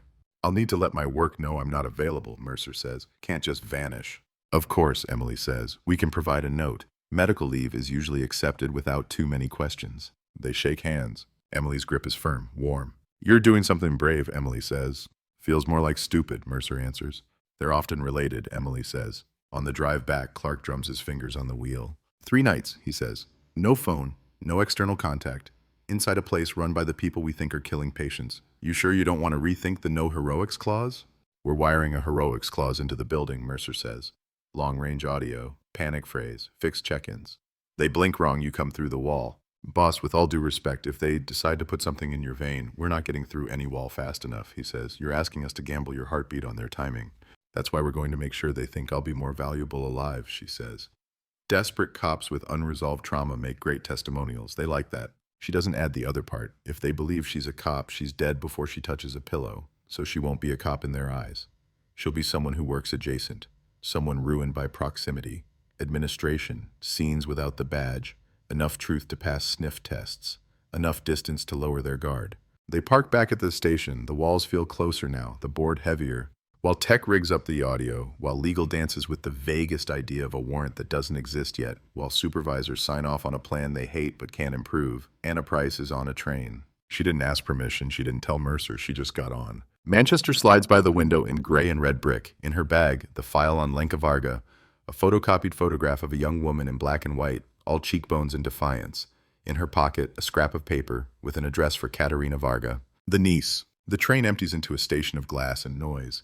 Anna moves through it like she's done it 1,000 times because she has. Stories don't sit in London, they leak. The Varga flat is on the 3rd floor of a building that smells of cooking and tiredness. Katerina opens the door with a chain on. Dark hair, late 20s, suspicion in her eyes. You're the journalist? She says. From the email. Anna holds up her card. I am, Anna Price. Thank you for seeing me. Katerina lets her in after a second's thought. The flat is small but neat. There's a photo on the mantel. An older woman in a flowered dress, smiling. Another of a younger woman with a serious face and dark hair standing in front of a concrete tower block. My mother, Katerina says, nodding at the first. And this is my aunt, Lenka. Anna takes a breath. The face is the same as the one in the police file, just alive. Serious, but alive. She came to London in 1985, Katerina says. We were told it was for work, a medical program, good money, look after people, the man said. The man? Anna asks gently. Came to the village, Katerina says. With papers, spoke Czech, said he worked with a British foundation. They needed volunteers. My aunt had some bad dreams. She'd seen things. He said they could help her make the dreams less. Anna feels something heavy slide into place. Do you know his name? She asks. My mother wrote it down, Katerina says. On the back of a letter. She kept it. After she died, I found it. She goes to a drawer, pulls out an old envelope. On the back, in faded ink, a name. Dr. Rowan Blake. Anna closes her eyes for a heartbeat, of course. They sent letters for a while, Katerina says. My aunt wrote from London, said it was hard, but she thought it would be worth it. Then the letters stopped. The man wrote once more, said there had been an incident, that my aunt had chosen to disengage from the program and her family. My mother never believed it. She said Lenka would not choose that. But what could we do? We were far. We had no money, no English. London might as well have been the moon. Anna looks at Lenka's photo again. Calm eyes, maybe a hint of mischief. On the board back in London, she lies in an alley with those eyes closed. Do you want to know what happened to her? Anna asks. Katerina's hands clench on the back of a chair. I've wanted to know since I was 10, she says, but only if someone will be punished for it. If you are here only to give me a sad story, keep it. Anna thinks of Hale, of Mercer, of the board, of the word cereal whispered in an empty room. I can't promise punishment, she says. Not yet, but I can promise this. Her name is on a police board in London now, not as a ghost, as a person. And someone is finally pulling the thread that leads back to the man who knocked on your village door. Katerina's eyes fill, but she doesn't let the tears fall. Then tell your detective, she says, that we are waiting. that we have been waiting 32 years. In London, Mercer stares at a different waiting. Her overnight bag sits on the chair in the briefing room. The audio rig sits on the table. Tiny, clever things. Flesh-colored patch behind her ear. Amplifier disguised as a piece of underwire in her bra. Panic phrase woven into the plan. "You say the line," Clark had said. "We come in." The line is something she'd never normally say in any room she wanted to leave standing. "This won't hold up," one of the superintendents says, watching the final checks. "If anything goes sideways, I didn't authorize it." "Understood," Mercer says. "What he means is, don't die," Clark translates. "That too," the superintendent mutters and leaves. Mercer steps into the small space at the center of the room. Tech hands hover around her like stylists. "Turn your head," one says. "Good, now swallow." The patch adheres to skin behind her ear. She feels a faint buzz as it activates. Clark's voice comes through, tiny. "Say something," he says. She tilts her head. "I hate all of this," she says. "Loud and clear," he replies. The bra wire clicks into place. A necklace, innocuous, holds a backup mic. A ring on her finger can send a silent distress burst if she taps it 3 times. Between the toys and the plan, she is as prepared as she can be. No preparation covers the moment you're lying on a bed and someone slides a needle into your skin. They don't talk about that part in the briefing. Night falls earlier than it should. She gets in the car with the bag at her feet and the leaflet in the door pocket, between what was and what can be. Clark drives her to the edge of the interval's grounds and stops. "Last chance to decide you suddenly believe in meditation and herbal tea instead," he says. She looks at the house, lights in a few windows, a car pulling away, a shadow crossing a curtain. "People have been dying," she says, quietly, "for decades because we let people with money and white coats write their own endings. I'm walking in there for Lenka Varga, for Sarah Blake, for whoever is next if we don't. Try not to make you the next," he says. She opens the door. The air is cold. "Radio check," Clark says softly. "Still here," she answers. She walks up the gravel drive. Each step crunches. Each crunch is another minute of Hale's 30 years ticking down. Inside, the receptionist smiles that same soft smile. "Welcome back," she says. "We'll take your phone if that's okay. We want you fully present." Mercer hands it over like it hurts. They give her a key with a wooden fob. Room 12. She walks up the wide stairs. On the landing, she passes a man in a dressing gown, eyes glassy. He doesn't see her, or he sees too much. In her room, the bed is turned down. The window looks out over trees. On the bedside table, a card. "Tonight at 8, please join us in the quiet room for orientation." She drops the bag on the chair, stands in the middle of the floor. "Room 12, she murmurs, barely moving her lips.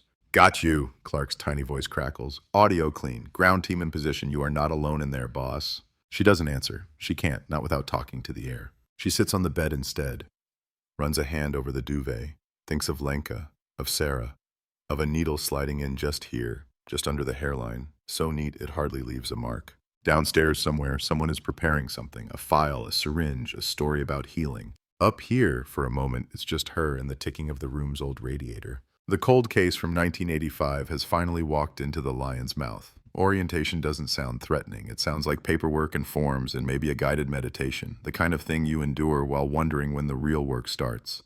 That's how most of the people in the quiet room look at 8 p.m., bored, anxious, tired, in polite clothes. Mercer sits on a cushioned chair along the wall, hands clasped, face open enough to pass for vulnerable. The quiet room is all soft edges, lamps instead of overhead lights, a carpet thick enough to drink footsteps, a circle of low seats around a coffee table with a bowl of polished stones in the middle. Emily Carr stands at the far side of the circle, sleeves rolled, tablet held like a hymn book. "Welcome," she says. "Whether you're with us for 3 days or 3 weeks, tonight is about arriving.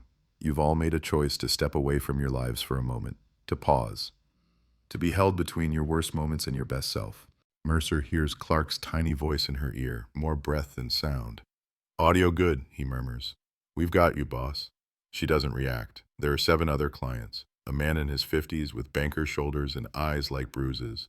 A woman in her 40s in athleisure that looks like a brand campaign. A younger guy whose leg hasn't stopped jittering since he sat down. 2 women who might be sisters both staring at the floor. A pale man with ink on his fingers, writer, journalist, something in that family. They each have a glass of water. No one has a phone. "We're not here to strip you of who you are," Emily goes on, voice low and practiced. "We're here to put down what you've been carrying for a while so you can remember what it's like to walk without flinching." She invites them to introduce themselves, not with job titles, but with, "What brought you to the interval?" They share in half sentences. "Couldn't sleep. Work. Images I can't unsee. Lost someone. Lost myself."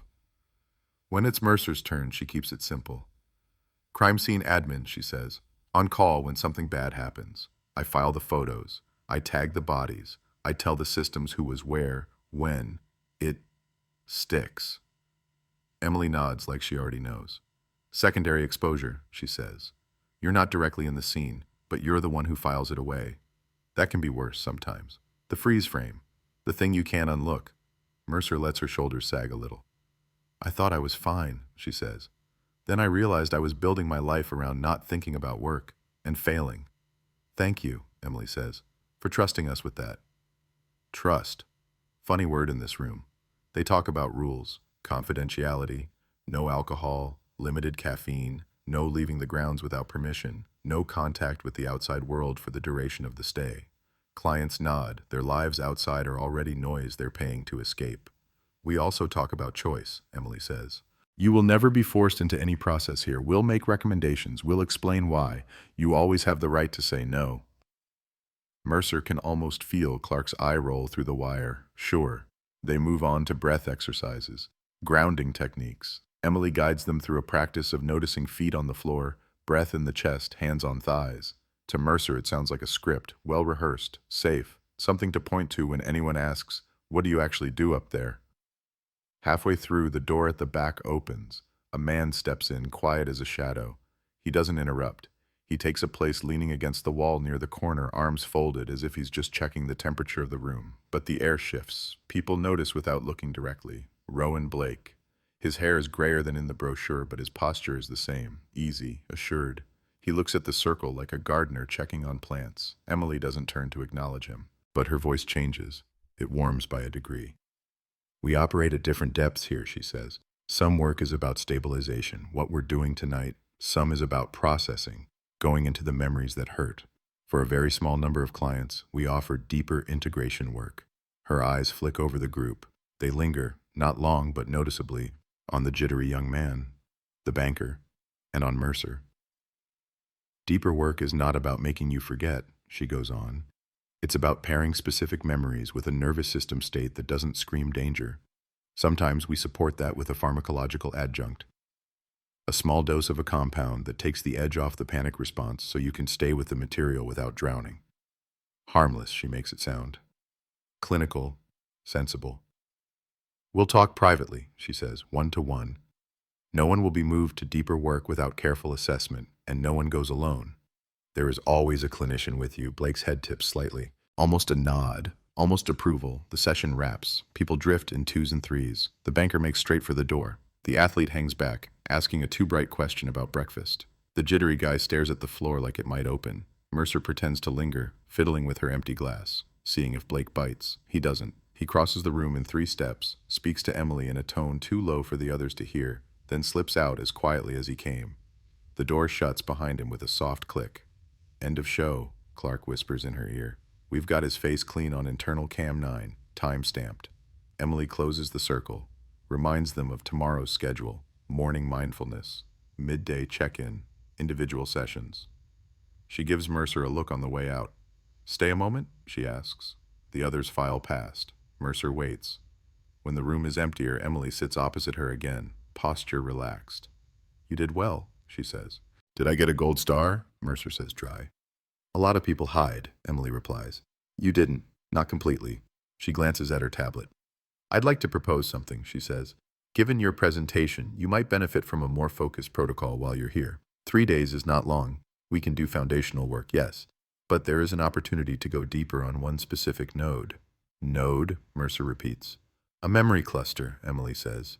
Not every horror you've ever seen, that's too much. One specific image or scene that seems to act as a root. You'll probably have one that stands out. Mercer doesn't have to fake the flicker across her face, the alley, the still body, the half-circle charm, the way Lenka's eyes were open in the photo, shut in the morgue. I can think of one, she says. We'd schedule a supported session, Emily says, probably tomorrow night. We'd use a low-dose adjunct. It will slow your heart rate, reduce your startle reflex. You'll still be conscious. You'll still be you. You'll just have enough distance to stop the system from overwhelming you. Mercer plays her part. Side effects? She asks. Transient, Emily says. Fatigue, a bit of fog. You may feel flat for a day or two after. Nothing permanent. Transient. Fog, flat, nothing permanent. Not if the dose is what they say it is. And if I say no? Mercer asks. We do the best we can with traditional methods, Emily says. You go home with more tools, but the core wound stays raw. It's your choice. Mercer looks away, bites her lip, selling the hesitation. What if it makes things worse? She asks quietly. What if you poke the memory and it never shuts up again? The data doesn't support that, Emily says. In our experience, the people who engage with the deeper work gain more relief, faster. You've never had anyone not come back, Mercer says. Emily's gaze doesn't waver, but something flickers in it, a shadow of something she doesn't let out. Education and risk discussion is part of the informed consent process, she says. All paperwork now. We'll go through everything in detail before you decide. I'm not asking for an answer tonight. I'm asking if you're willing to have the conversation. It's measured, reasonable, hard to refuse without sounding like you're not committed to healing. Fine, Mercer says. We'll talk. Good, Emily says. Get some rest. First days are heavier than people expect. She leaves Mercer to the quiet. Upstairs in room 12, Mercer shuts the door and leans her head briefly against the wood. They're aiming to dose me tomorrow night, she says under her breath, the words barely moving her lips. Adjunct session. Node work. Sounds like their window. Copy, Clark's voice whispers in her ear. We'll have the team tightened. We've also got something else. Price just sent through a recording. Mercer unzips her bag, makes noise like she's just unpacking to cover the whisper. What kind of recording? She asks just as softly. Blake, Clark says, from the 90s. A session at one of the Orem retreats. Client died 3 days later. Anna had a copy of the tape. It's interesting. Summarize, Mercer says, fast. Language is near identical to what Emily used just now, Clark says. Integration, adjunct, completion. At the end you can hear a clink, metal on glass, and he says, you're ready to have this finished now, no more halves. Half circle, finished. Find the original file on that death, Mercer says. Coroner's report, time of death, any notes on cause. See if Marsh's old compound shows up. We're on it, Clark says. For now you need to play the client. Sleep, look tired. Don't look like you can hear voices in your head or we're blown. She lies on the bed staring at the ceiling. The room is too quiet. No city noise, no sirens. Just wind in trees and the faint hum of pipes. Her body knows how to be alone on long cases. It does not know how to be alone with a team listening through her skin. Somewhere down the hall, someone laughs abruptly, then chokes it off. Somewhere else, a door opens and closes with soft, controlled weight. Time stretches. In the small hours, she wakes from a half-dream of an alley that isn't the one from 1985 or 2017, but some composite. The ground is clean. The walls are blank. The body is missing. Only the charm lies there, swinging in a wind that isn't there. She sits up, listens, footsteps in the corridor, not frantic, measured, light enough to be staff in soft shoes. They stop outside her door. She holds her breath. The feet move on. She lets the air out slowly. Still with me? Clark's voice murmurs. Yeah, she says. Morning is ritual. Breakfast at 8, porridge, fruit, eggs. People sitting in silence or making small talk about nothing that matters. The banker reads a book on his lap like a shield. The athlete eats like she's being watched. The jittery guy drinks coffee too fast and then tries to stop. Mercer notes everything. After breakfast, mindfulness in a sunlit room. After that, a one-to-one slot with Emily. The office is different from last night's therapy room. More books. A plant that might actually be real. A framed certificate from a foreign university. On the desk, a small metal paperweight. A circle. Half polished, half left rough. It helps to have an anchor, Emily says, following Mercer's gaze. Something to hold on to when we talk about the deeper work. She reaches out, runs her thumb over the rough half. Most people come here feeling like this, she says. Uneven, split. Part of them stuck in a moment they can't leave. Part of them desperate to move on. Our job is to bring them back into one piece. Not perfect, but whole. Mercer could recite the script from Blake's old tape alongside her. Tell me about your node, Emily says. The memory that won't let you be. Mercer lets herself hesitate. Then she talks about a scene that is half truth, half composite. A child, a stairwell, a body at the bottom. The smell, the way the eyes were open. She doesn't mention Lenka, she doesn't mention charms. She gives them enough horror to make her a good candidate. Emily listens. She doesn't interrupt. When Mercer finishes, Emily's eyes are softer. You've been holding that alone, she says. For how long? Years, Mercer says. And how has that been working for you? Emily asks quietly. Mercer laughs once, bitter. Depends which metric you're using, she says. Career? Great. Relationships? Less so. This is why you're here, Emily says. Not because you're broken, because you're tired of carrying it alone. She leans back. We can run the standard protocol, she says. Talk, ground. You go home with better coping strategies, or we can consider node integration. You would come in tomorrow evening, we'd do some preparatory work, then a very small dose of the adjunct. You'd visualize the scene while we guide your nervous system through a different response. The drug keeps the panic threshold from tipping. Think of it as training wheels. And the risks? Mercer asks again, even though she knows what's coming. Emily opens a file. It's all consent language, small print, she summarizes. There is a tiny risk of adverse cardiac reaction, she says. We screen for vulnerabilities. We monitor vitals throughout. We've had no serious incidents in this facility. Not in this facility. Nice qualifier. Some people experience transient dissociation, she goes on. A feeling of being outside your body. It passes. In very rare cases, people report gaps in recall around the session. Not of their lives, just of the specific process. That's partly the point. We're switching off the panic alarm, not erasing the event. Mercer looks at the paper. And if I don't wake up, she says quietly. Emily meets her eyes. Then we have done something unforgivable, she says, and we would be held accountable. She says it with enough conviction that, if Mercer didn't know the history, she might almost believe her. She signs. She has to. If she refuses, they'll clock her as resistant and keep the real thing behind a door with her name crossed off. If she agrees, they schedule the needle. Tomorrow, 8 p.m., Emily says. The integration suite. You'll have a light meal, then nothing for 2 hours before. We'll do baselines, then begin. Integration suite. Where is it? Mercer asks. Lower ground, Emily says, quieter, fewer distractions. Basements. Always basements. She leaves the office with the appointment on her schedule and a pulse thrumming in her throat.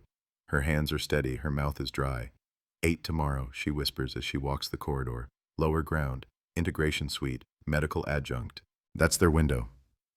Copy, Clark says, his voice tight. We'll have eyes on every entrance. We're working on power layouts now. If we have to kill their lights, we will.